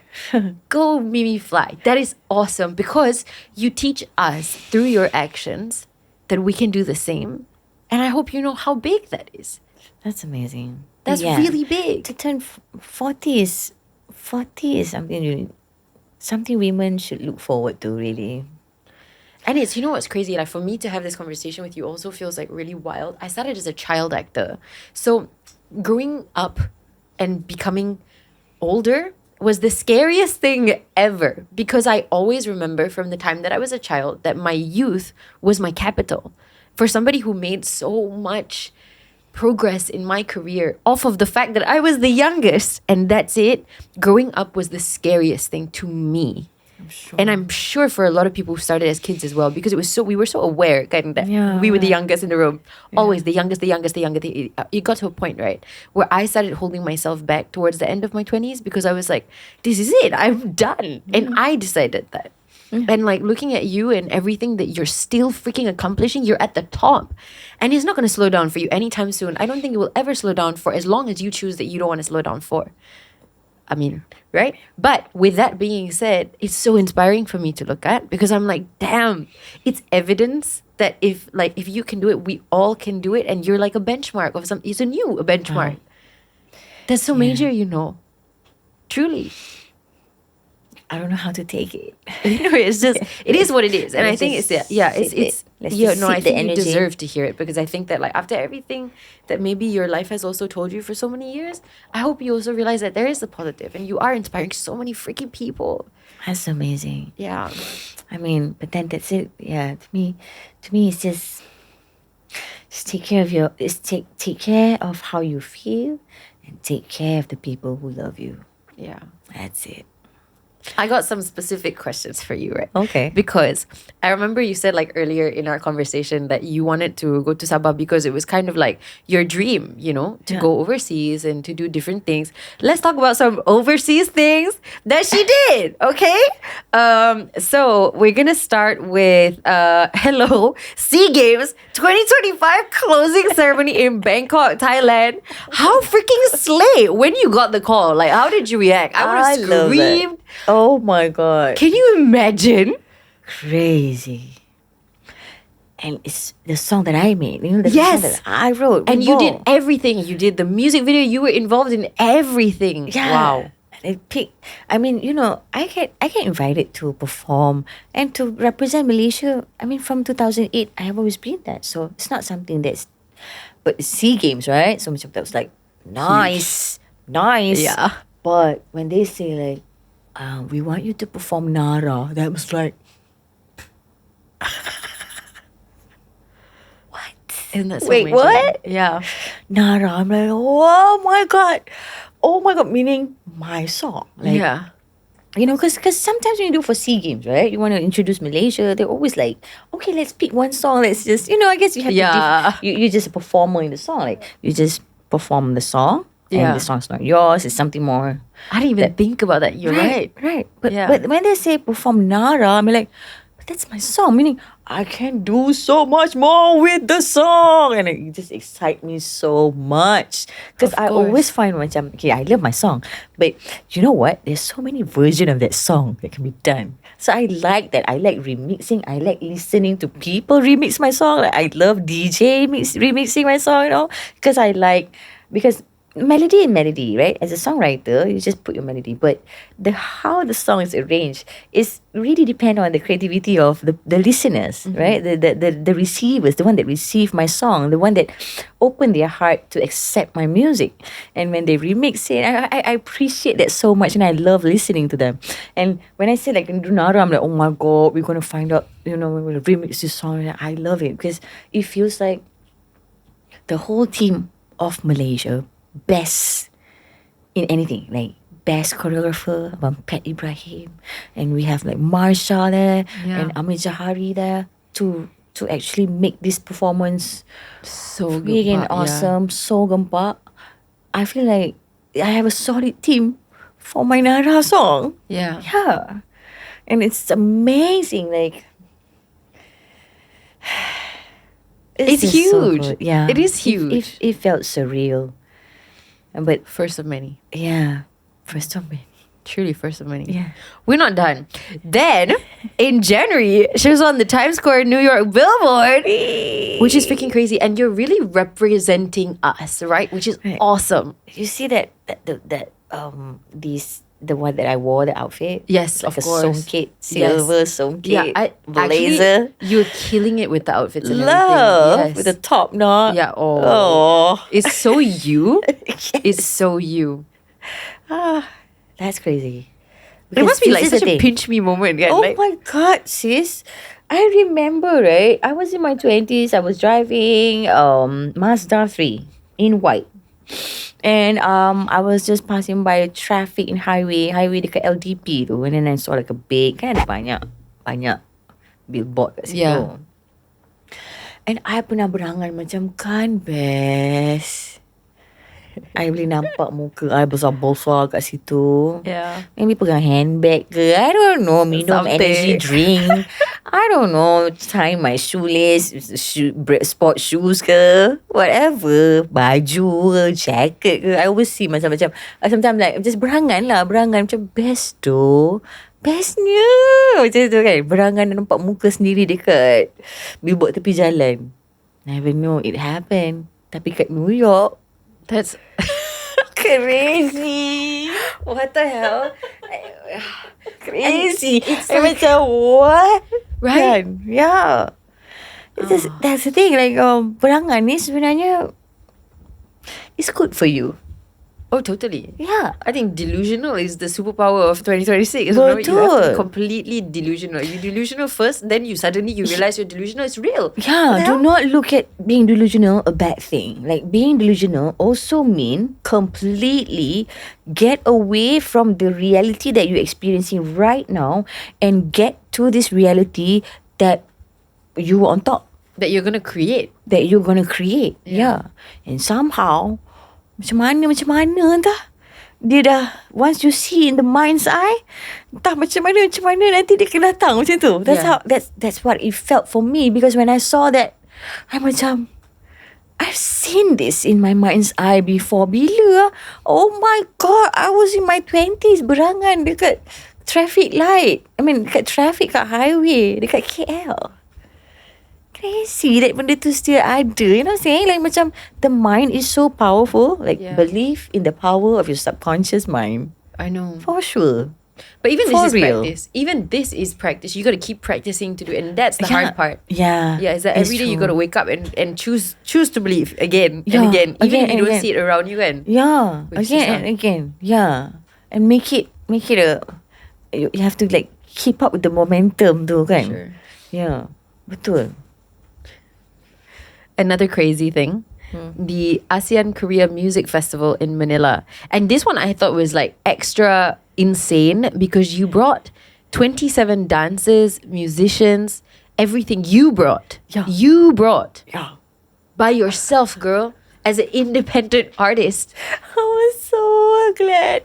I macam tertanya-tanya juga, how much will this cost me? No, I can imagine. Because I was like, I read that. I was like, Mimi girl, oh my God, what? And masa tu was just early in the year kan. Macam bulan 1, bulan 2. Nak cari sponsor semua. And I was so busy. I was in Shopee punya campaign. I was just so busy. And as independent tu je. You can't just tackle everything. You must have your own pace and you must be okay with the rhythm. Like if I have my own rhythm, I stick to it. I don't feel like I should be pushed around to follow any other people's rhythm. Macam it should be just your rhythm. And it doesn't meaning sometimes you, even though you want to do this, sometimes you cannot. You have to prioritize do something else because you're independent. You cannot just do everything all at the same time. Macam you need to be able to choose right for yourself. And that's crucial, right? But I know when they say round festival, not that Mimifly, I have to say yes to that. And this is happening whether ada sponsor ke, tak ada sponsor ke, you know what? I'm going to fork up my own money and do it.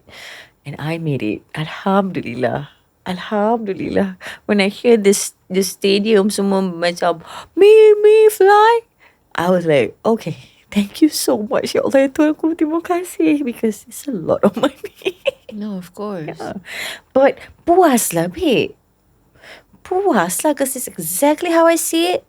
And when I went to the studio and talked to Bo, and Bo was and I had my friend from Bangkok, Jay, which is an amazing drummer, to come here and craft this show together. That's when I realized, macam, oh my God, I actually need more dancers. So it's just along the way thought it happened. Like, okay, I said yes to it and we started crafting, right? And you can see the process, the progress and everything. And from little things like from the sound pun dah macam dah spark I dah macam, oh my God, I need to do this. So everything was guided in a way. Everything was guided and easy. And when I receive things, or like macam how I find the dancers, how the outfit all turned out to be, it happened actually in such ease, like such grace, so easy, so effortless sebenarnya. But I work hard, I train, and I have my rehearsal with the dancers more.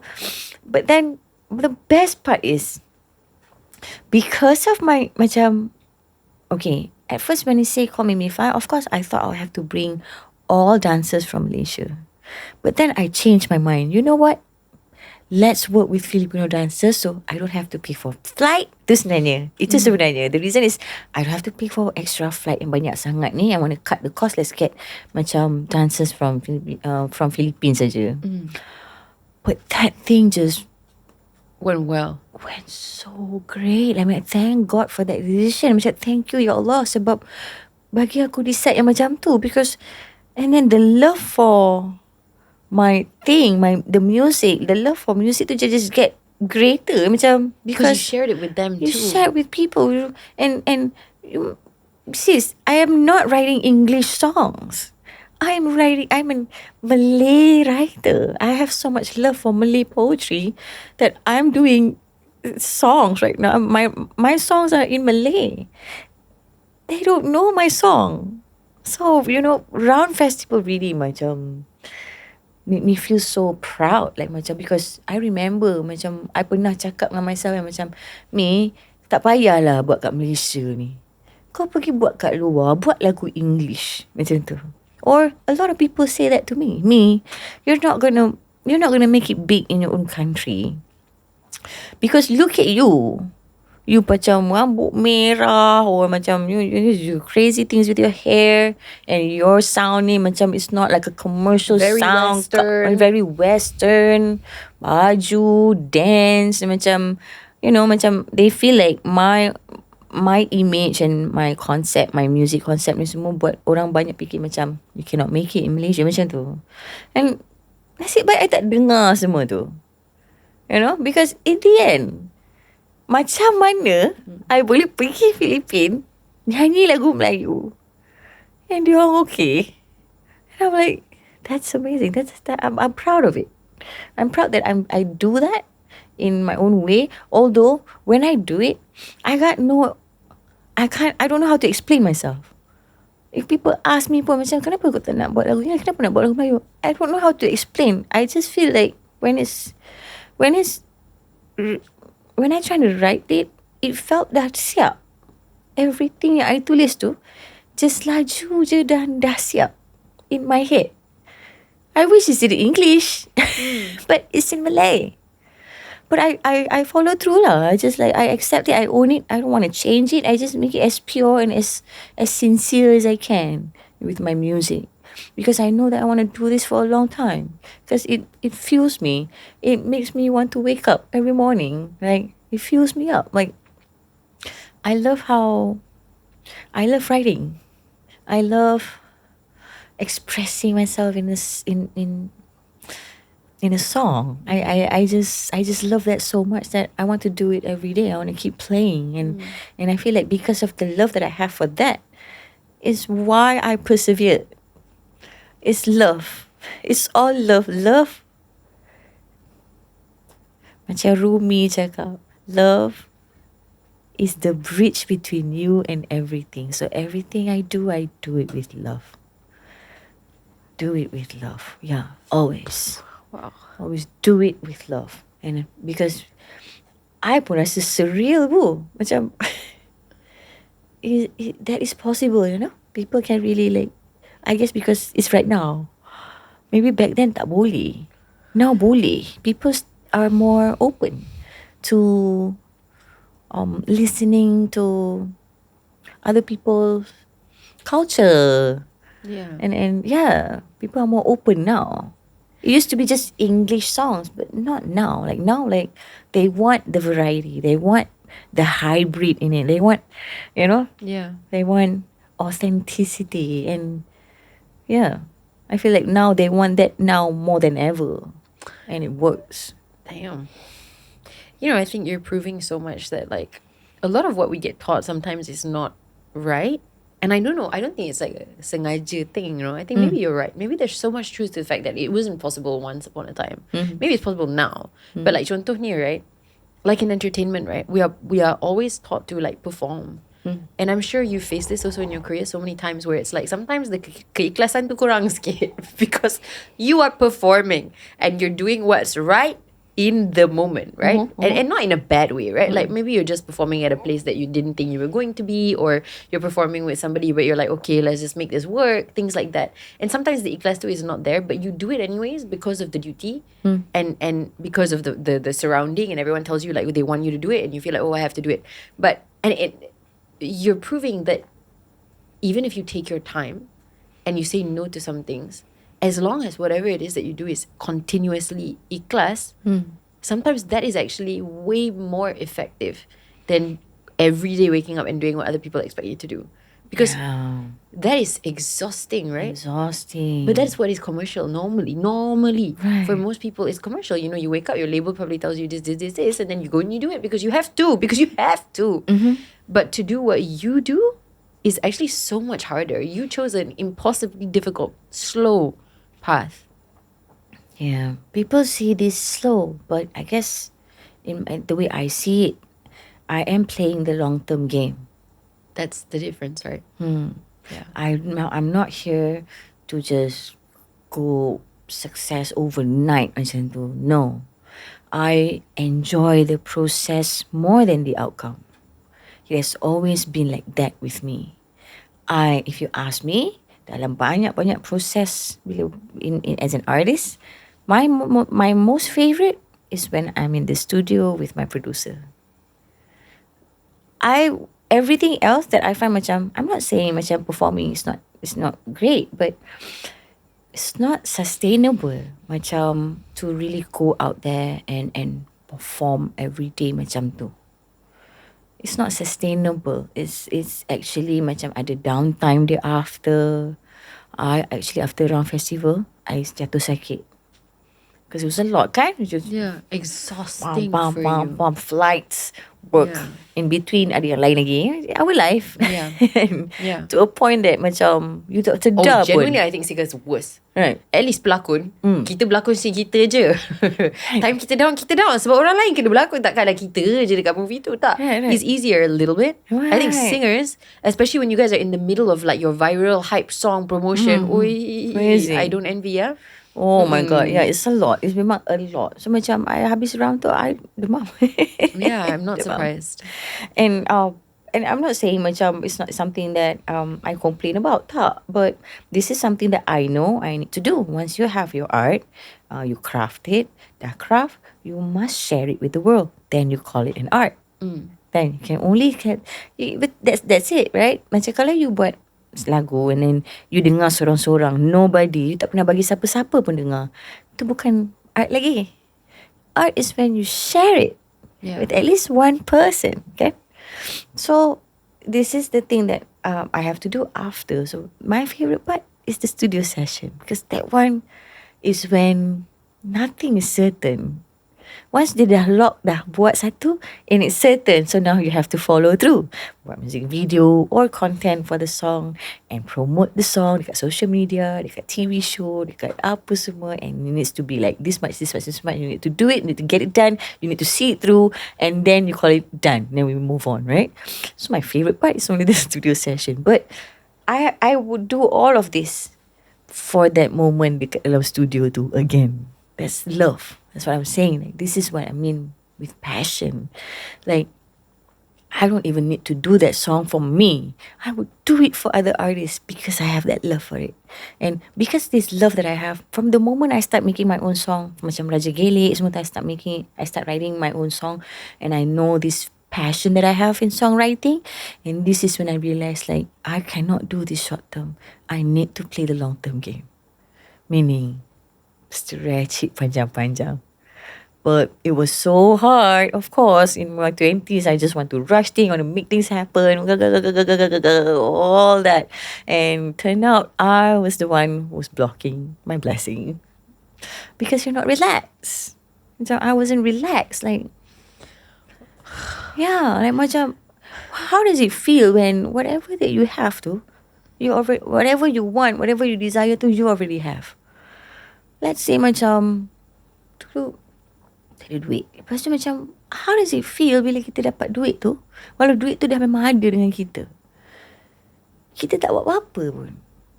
Kita tak risau, kita tak, macam kita tak, kita just dah ada. So macam, I always want to, macam, that's what I learned. Macam, I need to relax. I need to calm my nervous system. Because dia macam cacah merbah and I'm just everywhere. When I'm everywhere, I can't even focus. And how do I stay grateful if I can't focus on in this moment of time? And macam, when I'm here, I'm thinking about something else. When I'm there, I'm thinking about something else. So, when you're not here, then how can I create? So that's why macam bila I masuk buat music, it's the one time yang I rasa macam I'm here. Because I'm listening to the beat and I'm colouring this song. I'm colouring this song with my voice, with my lyrics, with my words, with my thoughts. And I love it so much. And that's why I said my music journey has become a spiritual thing for me. Because I get to know who I am a little bit more through music. Through the process that I have in my music journey. And I felt so blessed and grateful that I have it. And no matter how many people say like macam being artist ni macam it's not a good thing but this is my life. I choose this life. And I love it. Yeah. And you've created something that is honestly so blessed. Alhamdulillah. Like, wow, I feel so inspired after talking to you, really. Yeah, really. Really. Because especially like in my kind of sound where I'm not saying macam mana, how do I say this? Because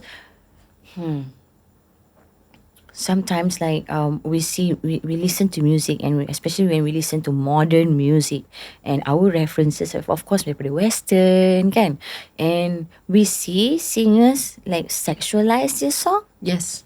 And we feel like we should do it here also. We feel pressure, right? We feel the pressure, right?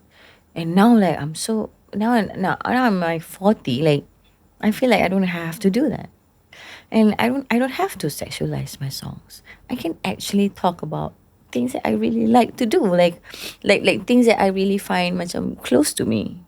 And just have fun for the sake of have fun. Like yeah. Do you get it? I completely understand. Yeah. It's the concept of like, it's so messed up because I think the industry does this to us, right? Where it tells us that in order to be as an artist of any art, whether you're an actor, a singer, a fine artist, tak kisahlah, we're always told that your success is measured by how many viewers you can pull, right? So we all feel this like kanchong spider. I feel the same way every single time. Every single time I'm involved in any single show, I will always say, no, it's okay, it's for the love. And it is. It is. But there's always like a super secret part. And this is about me. I don't know if you can relate. I do. But I do inside relate. Somewhere, kalau orang tengok, I rasa happy. Because I made it for people to watch. And I poured myself into it. And I hope people look at it and they love it and they understand it. And of course. I hope you feel the way I do. Feel how I felt when I made it for you, right? Yeah. And the problem with this is if you don't control this feeling, you akan sentiasa rasa macam, for me, maybe it's caca merbah, maybe it's kancong spider lah for me. I kancong spider everywhere kan. Macam, I nak ni jadi. And then there's this quote, right? Like, if you chase something, it runs away. And if you chase success, dia akan lari juga daripada you juga. Yeah. Because you don't have this energy of like, it's exactly, oh my God, you put it so cantik. I cannot even. Yeah, I know what you're saying. Like, you know what I mean? The energy of chasing something is not the same as the energy of already having Yes, it. and it doesn't attract people. It doesn't. Because the energy of chasing, when you see somebody and they give off this energy of like, I'm chasing something, you're like, ooh, Then maybe, you keep chasing. you're kind of stressful. I don't really want to be around you. But you Right. know those people who are like magnetic. They have it. You're like, wow, I want to be around you. Yeah. But it's that energy of, I already have it. Yeah. Macam Tuti. Macam Mimifly. My God. You know? Yeah. Like the energy you have. Yeah. Love. It's all love. Yeah. But it starts from somewhere. And thank you, because I think like in this conversation, you've given a lot of tools for how to make it. Like how to start finding that I energy in always yourself. try. I guess because the teacher part in me, you know? Yeah. I always try. Like Girl. I'm the kind of like I like to I know that I learn so much through experience. Yeah. And I always find macam, hey, you know what? If I can share this lesson to people, you know, it might be useful. And I feel like always try to communicate that and try to label things so that I can explain this to my closest allies or close friends or my Yeah. girlfriends, because you know I don't want the fact that I always feel like I'm alone in this world makes me feel like I don't want you to feel alone. That's how it is. I don't know how to explain it. Sometimes my path require me to isolate. And nobody likes to be alone. Sometimes I look at kita punya, kita punya society lah, macam women especially, going for this guy, all trying to settle down because of this feeling yang kau tak nak sorang-sorang. Kau tak nak nanti life kau sorang-sorang. It was so scary to women. Macam, I just don't want to be alone. Actually, not just women. I feel like men also feel the same way. They want to settle down. They want to kahwin ke apa ke, because at the end of the day, I don't want to be alone. But the thing is, through isolation is when you get to ask yourself meaningful questions. Through this isolation, only then I get to confront myself in the deepest thing. Like, I got no distraction dah. And because of that, I find macam because of the alone time that I have, I don't feel lonely tau. Alone is a good thing sebenarnya. To be alone is a good thing. To be lonely tu yang kena macam yang selalunya yang perempuan rasa, because kita women ni we create. Kita boleh buat baby kat dalam badan. It's so powerful. It's like a magic, right? Yeah, it's magic. It's just, and then so of course we have it in us to create, to come up with something, and but then macam, ways through it, we it's just natural that we go through macam challenges in life and wrong people that we made, because it is all to lead us to sit down with yourself and feel yourself. And that's what I did to me. Like, I get to really remove all this thing that's no longer working for me, and it's a decision tau. It's not something macam you tiba-tiba aku seorang-seorang now. Tak, you decide that I want this out of my life, and then you start macam have a different setting, and now macam alone, and that's when something beautiful. I gave birth to something beautiful, because I decided to be alone for a while. Like, it's so powerful. And you know the crazy thing, and it's so ironic, right? But when you choose that for yourself and you choose to be alone and figure out who you are, then any relationship that you pursue after that, whether it is a friendship or romantic or whatever it is that you want in your life, is automatically the correct one, because you finally know who you are and what you like. That is so So you crazy. can choose people better, right? Yeah, kenapa Because you don't know, like, because I think maybe when you don't want to be alone, you settle for anything. Yeah. that's around you and you settle for it because it's like, okay, my niat is to not be alone lah. Yeah. So tak kisahlah siapa lah. As long as somebody is there, I'm not alone. But when you actually start learning about yourself, you learn what you like and you don't like. And cara you tapis orang dah lain. Yeah. It's not who's going to stay the longest. It's more like, who do I actually want to be around me? According to who I am. Which I baru dapat tahu. Who bring up the best in me? Exactly. Right?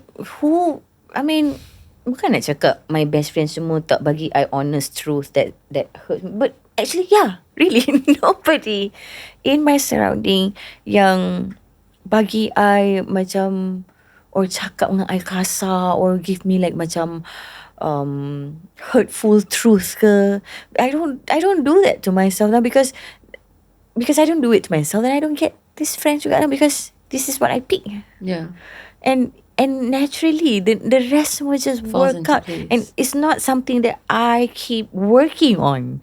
God is helping me too. I can feel it. Like macam, I didn't do this. Ni siapa buat? Tuhan. It's God. Allah yang susun. Tolong. Permudahkan. Macam, when I'm alone, I feel so close to God. And macam, I can't explain it, sis. I can just look you in the eyes and I can understand. yeah, I can it's understand. so. I never know that. Because when I took that solo trip, it's when yang I rasa macam no one to talk to me. I am not interested in talking to other people. I smile apa semua. I'm friendly macam biasa, but most of the time I'm alone. Kan, tengok macam view Mount Rinjani by myself, and this is when I start to feel macam why did I hate being alone so much when it feels like this? It liberates me. Like, I feel renewed. Macam, I don't feel alone. Macam, I'm not lonely. I'm always, I'm aware of macam the surrounding that I feel my energy more outside ni, more than the inside. Macam dia macam expand, macam aura, macam I really I'm trying to find a word for it, but it's really just bliss, like bliss.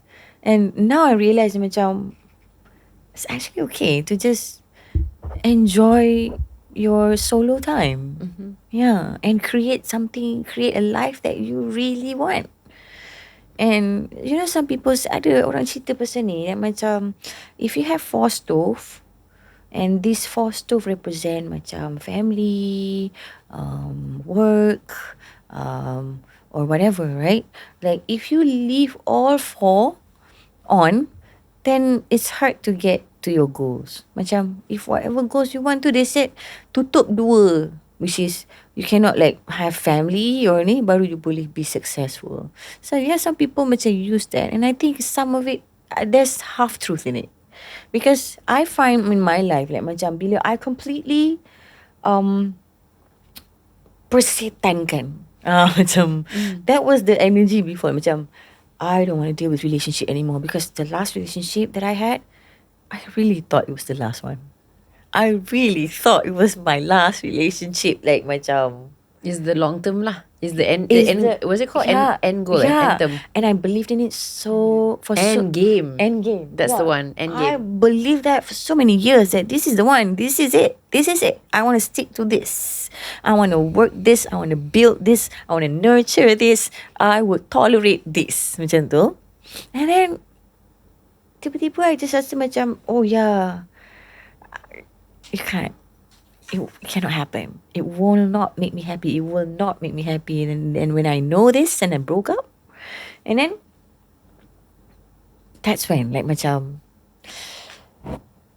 I just rasa macam being alone it made me feel like there's another version of me coming up. And I don't even know this version yet. And I remember when I broke up with my ex, I asked him, like, I told him, like, something is calling me. And I don't know what. I said, I don't know what, but something is calling me. And I think, like, I want to I think I need my time alone for this. I need to be alone for this. I cannot carry anyone else with me. So I broke up and I did, and angkat happened. You know, like, But you gave that to yourself, you know. yeah, Yeah, because I think a lot of people have been in that situation and have chosen to stay. right. A lot of people, you know. And you could have made that same choice, but you didn't. You didn't didn't. allow yourself to lie to yourself anymore. You know what I Yeah, mean? yeah, You were just that. like, you were done lying That. to yourself. Yeah, that. True. And that's badass. That's pretty badass. That's huge. She did that. Which is a good reminder that we should She all... did it again. Do you like that song? Casual, she riffed that. Casual, eh? Casual. If only I had pipes, I would be unstoppable. You do. But I think it's a reminder for all of us, actually, Mimi, thank you, that, you know, we should all stop lying to ourselves. And it doesn't have to be a relationship thing, you know. Whatever work that we're doing, whatever we're doing, like when we wake up every day, if we're unhappy, like why the hell are we choosing? If we don't choose to leave, means we're choosing it, you know, the thing that we don't like. Yeah. And it's a reminder that if stop lying to yourself, you know. And then I know that when we choose something that we don't want to choose, but we Kita ended up mengharap choosing sebenarnya. it. Right. There's hope, which is beautiful. Hope is beautiful. But these excuses are limiting us. Macam tu. Macam, This is true. And not only that, when the people that love you and want to understand you, and if they ask you this question, you would defend these excuses. And you get very... You want to defend these Yeah, for excuses, sure. right? And this is when I say I was the culprit in this situation, because I let myself believe these excuses, and these excuses are the ones that limiting me. And this is when I realized, macam, what if I just completely let go of these excuses? Oh my, magical things happen, and I wonder why. But then you know, things like this happen. It happened first. Only then you get to understand it, right? But there are certain things that you need to cultivate from inside first before you get to see it outside of you.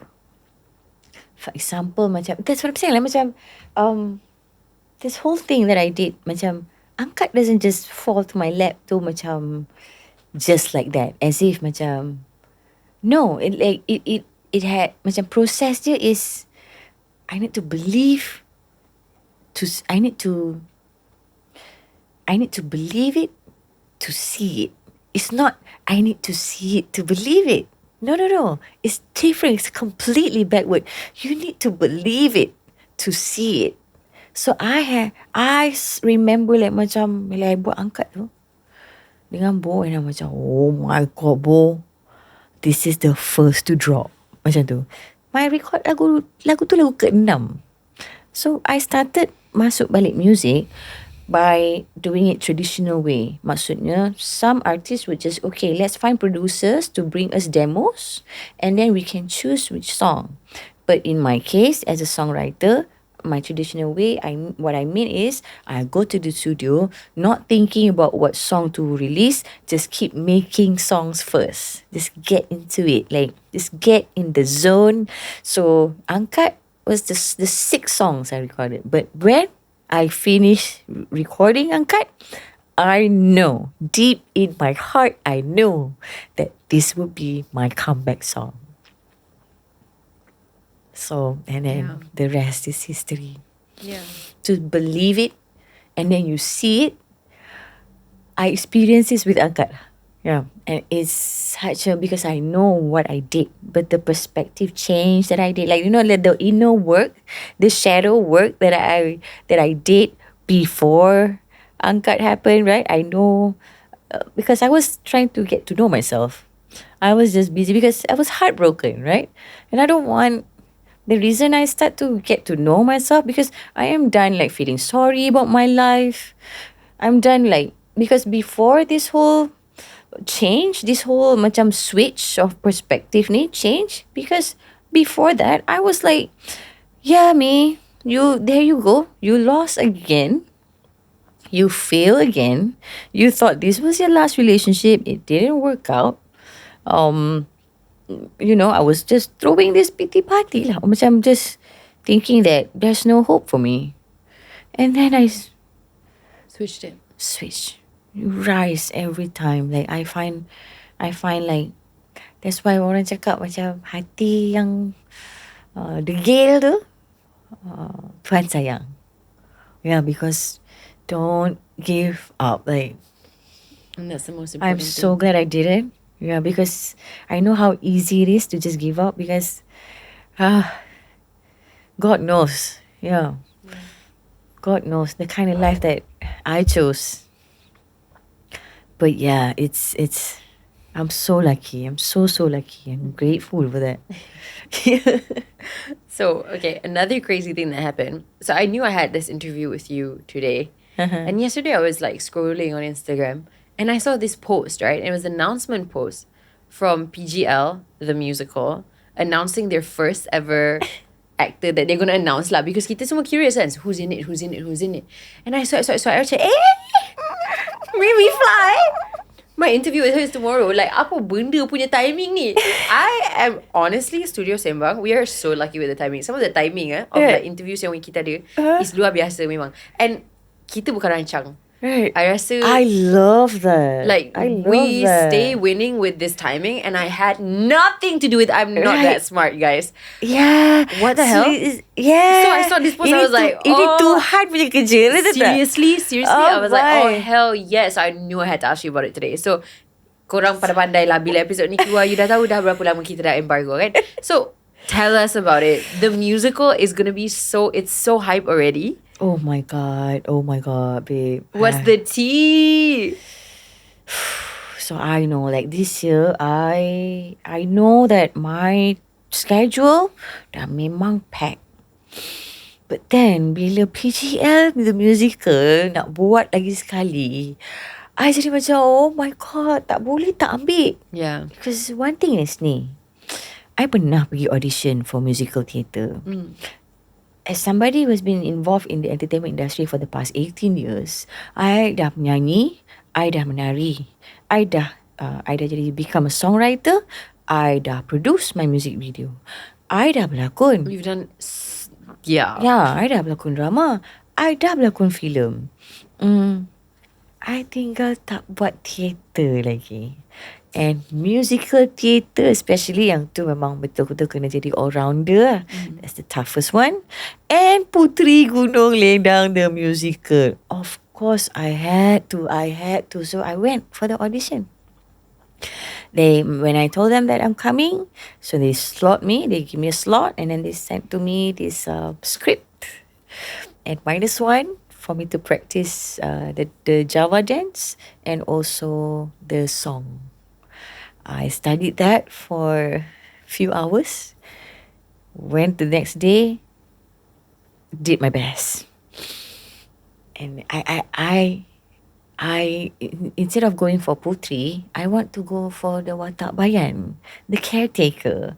I don't know why I feel so called to do it. Macam Bayan tu is so such a woman lah. The character tu yang I suka. The loyalty, the calmness in her, and how she's so She's protective. a very, you know what's so crazy? She's a very motherly role, right? Yeah. Caring. I find like macam bestnya to actually menjiwai watak tu, character tu. Maybe it's the teacher in you, you know? Like, Yeah, could be, yeah. To support protect, lead. Yeah. and nurture Gusti Putri macam tu kan. And I got the call back, so I went again for second audition. Oh my god, this time is much more intense. This is the thing, like, because I've never been involved in theatre, so I wasn't familiar with the term ke, or how it's like and how it's processed more. So it's pretty brand new to me. So when I went to the audition point, I was macam, oh wow, this is new, and I like that. I'm 40, I'm still trying something new. I love it. I got so excited, and then I did my best lah, sis. And I know masa tu I tahu tau macam ramai gila audition for Bayan tu. Masa tu ada rasa macam, you know what, me, it's okay. Kalau tak dapat, tak apa. Kalau tak dapat, at least they get to have your audition video pun tak apalah. At least, you know, you try kan. Macam, at least I know that I give it a shot. But then bila diorang call, diorang cakap dapat, I macam, oh my god, it's happening. It's happening. And I love it so far. I'm loving it. And I love that we have 2 Bayans. And I love that it's Nadia Akila. She's my girl. Is that announced? Mm-hmm. Okay, slay. Oh my god, so slay though. Best. What the hell? This is the thing. Is everything like, else announced? Do you want to just tell us the lineup? No. Off camera I nanti I can't tunjuk. tell you that. But what the hell? Yeah. Okay, I belum sempat tengok hari ni punya posting. Right. Sebab tu I tak tahu Nadia buat. Right. Yeah. So, What a freaking lineup though. yeah. What a lineup. The thing is like, the reason that I want to go for musical theatre is because I adore Datin Sri Tiara Jacqueline so much. Of course. She is the leading pioneer of our theatre punya industry, and she got us award. She's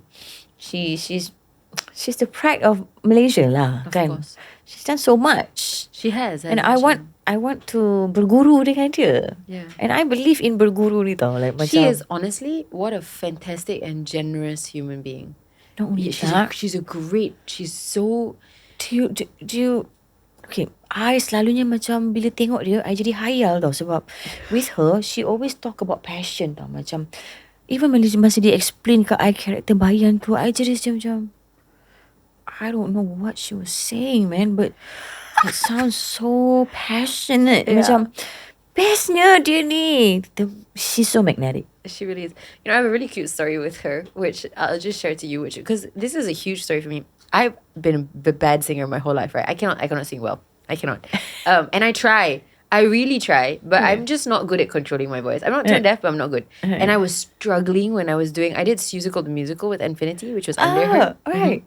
And I struggled singing, and she saw that I was struggling, and she just came to me after class one day, and she gave me this like CD of vocal warm-ups, and she was like, practice this, trust me. And I practiced it. I followed her instructions. Suddenly I could sing it for the character that I was doing. But it was that like attention to detail, generosity, like randomly looking after you when you don't expect, and you never even asked for help, but she saw and she gave it to you anyway. Yeah. Which was very Yeah. She's the reason why. She's the reason why. So I need to give it. I mean, I nak berguru dengan dia. And she has been nothing but fantastic. She is the real badass. Yeah, you are too. Oh and my she is as well. So you guys God, are gonna get along like this lah. Really, I Kan? love her. I love the way. That's why I say like, every time dia bercakap je, she's so passionate, and and I feel like macam there's me in her, and there's her in me. you. Yeah. So yeah, I'm excited, sis. I'm excited. I am so gonna be buying tickets. The whole office is gonna be a office road trip, group trip to come and watch. When is it coming out? 30th October till That is so November soon. 15. Yeah, 30th October till November 15. That is really soon, eh? Yeah. Oh shoot! Yeah. I have already started the foundation workshop. Slay. It's intense. I'm sure it is, but it's Yeah. gonna be so good. It's gonna be so It's gonna good. be so good. I think the way our director, Datin Sri Tiara, lead this so far, I think that she really gave her all for this one. Of course. Yeah. I can imagine. This is her. This is PGL is her lah. Yeah, the way she, I tak tahu lah cakap, the way dia jalan, the way dia macam bercakap, because I was there just watching her kan, the way dia cakap, the way dia handle, the way dia type kat laptop pun rasa macam, oh my god, she's about to do big things this year. You all are, and I'm so here for it. Oh my. What an Isn't exciting it year nice? you have ahead for you, huh? Yeah, isn't it nice to be surrounded by powerful, strong women? It really is. It's so freaking cool. Yeah. I mean, I'm not saying like, I'm not trying to not favor the men, but we women, we look up to this, women that's already like blaze the trail, you know, the Of trail blazes in our industry, For like sure. macam Toti and that is Fitriara. Sometimes I don't understand why kita nak macam condemn artis-artis senior atau orang-orang yang lebih tua daripada kita. Kenapa tidak kita tengok betapa betapa pentingnya apa yang kita buat sekarang datang daripada orang yang sebelum kita. Macam Berdasarkan segala-galanya even yang- the freedom to think the way you think come from the struggle and pengorbanan orang generasi sebelum kita. You know, like macam the more we celebrate it, the more we see it, guys. Yeah, the more we celebrate it, the more we see the positive side of it, the more we can appreciate it. Because I'm not saying like macam, sometimes it's just a bit toxic dekat social media. Like you see macam, artis singer buat concert and they kena condemn semua. And for me to look at them macam, oh my God, so much hate.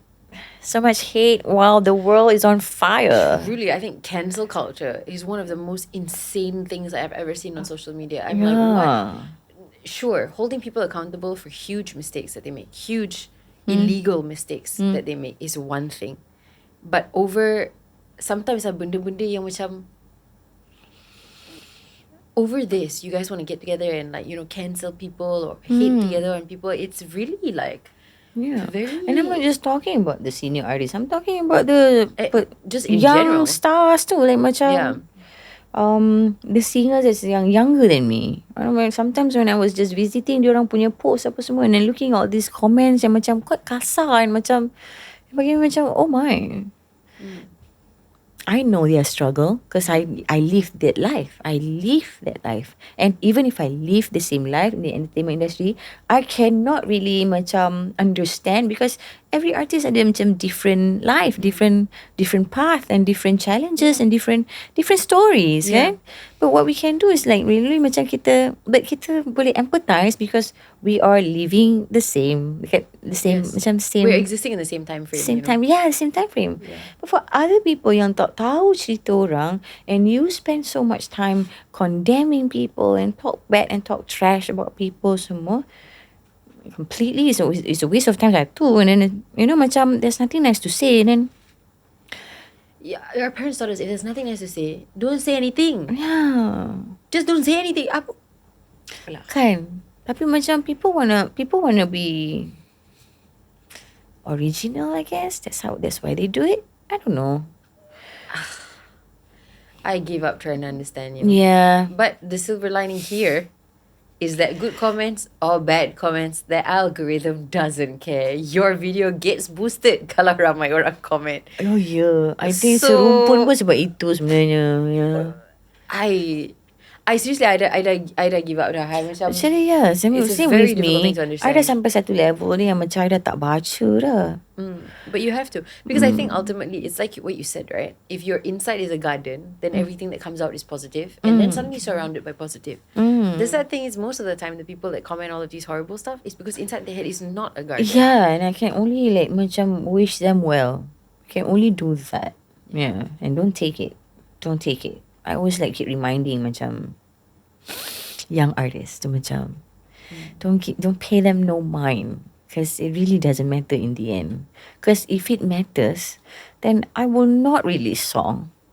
Kalau apa diorang cakap tu betul and I just cakap okay, then you don't see all these songs coming out. Because it's never true. Trapped by other people's expectations. It's actually trapped by your idea of what is everybody else's expectations. And Correct, that one. yeah. To think that you need permission and validation to be yourself is already backward. Yeah. Like, people who move confidently do not need that sort of validation. They don't even explain themselves because they don't ask permission because it doesn't work that way. It doesn't work that way at all. Like to me lah, as an artist, the way I see things, I see life, like macam, this is my life. I am grateful to my mom for giving birth me, and she has me, and I want to take care of her, and I also want to I want to cherish the talent, skill that I developed throughout my life and contribute back and be, macam be more and know that I am I feel like this is how I treat myself well. To be able to utilize my skills, like, macam be happy with what God give me. Like macam if I have a God given macam talent apa semua, I explore it, I nurture it, I polish it, I develop it, and I do all that. That's me showing gratitude to the things that I have, rather than looking at other things yang kita tak ada. Sometimes we do that. I did that. I don't do that anymore, but I used to. Like macam kita selalu tengok apa orang lain ada sampai kita tak menghargai langsung apa yang kita ada. Yeah, and it's so easy to go there. Every day kita kena it's the challenge. The challenge is to keep coming back to center yourself, and I have everything I need. I have it here macam tu. That is the work. The mindset that we need to. That is the work. Yeah. Before we finish our episode today, we have a rapid fire. Oh my God, how long has it been already? 2 hours and a half. Wow. Girl, do you know how long it's been since we had a 2.5 hour episode? You guys will edit it, No? Huh? We'll leave it as is. Oh, hello. Okay, are you ready? Okay, yeah. Okay. If you had to describe yourself in 3 words, what would they be? Bold, magnetic, wise. True. If your career was a reality show, what would be the title? What is it again? If your career was a reality show, Uh-huh. what would be the title of the reality show that is your career? Oh my. The Lonely Star. Okay. If your confidence had a volume button, usually dia on what number? Ooh, 9. Slay! As she should. Okay. Next one. If you weren't a singer, kerja random apa yang Mimi secretly nak try? Lecturer. Yeah. Of science? No. Something. Kedai polis lecturer pun Definitely different life design. I never thought of it. Never grow that life design too. But yeah. Hey. Change my mind. It's not rapid anymore. Ah, It's not rapid anymore. tak apalah. Yeah. I nak jadi penjaga kuda. Tolonglah. Please. Kenapa kita ke sana? Boleh. Yeah, Boleh. okay. Boleh. Shoot. She took us on a journey. Okay, and last but not least, best advice yang paling melekat sampai sekarang dan dari siapa? Datuk Ramli MS. Jangan melawan arus. That's it. That's Simple? what he said. Simple but melekat kat kepala I sampai sekarang. Jangan melawan arus, mean go with the flow, right? Yeah. But when he said it in Malay like that, it just, ooh, thanks. Yeah. Thanks, Dok Ram. Good one. This one was really one for the books. Probably one of my favorite conversations of all time. Oh, Yeah, I swear. and you have interviewed so many. Yeah, but I think it's just, it's just timing. Is timing the right person, the right time, the right conversation? I remember one time watching your video. You were interviewing somebody. I forgot. I hope it was a good one. It's a good one. Okay. And then I wonder macam, bila Amelia nak panggil kita? Tolonglah! Tak ada makna dia. And now we're here. And now we're here. Thank you, Arif. Divine timing lah, Thank you for reaching out. Thank you, Yeah. meluangkan masa. And thank you for meluangkan not just your masa, but also sharing all of these lessons that you went through in a As really hard honest and way. as sincere as I can. Yeah. Truly. And that is what makes you so special. Mimi, I hope you know. Thank you. And untuk korang semua, we hope you guys enjoyed this episode. Macam biasa, we'll see you next week, same time, same place. Bye.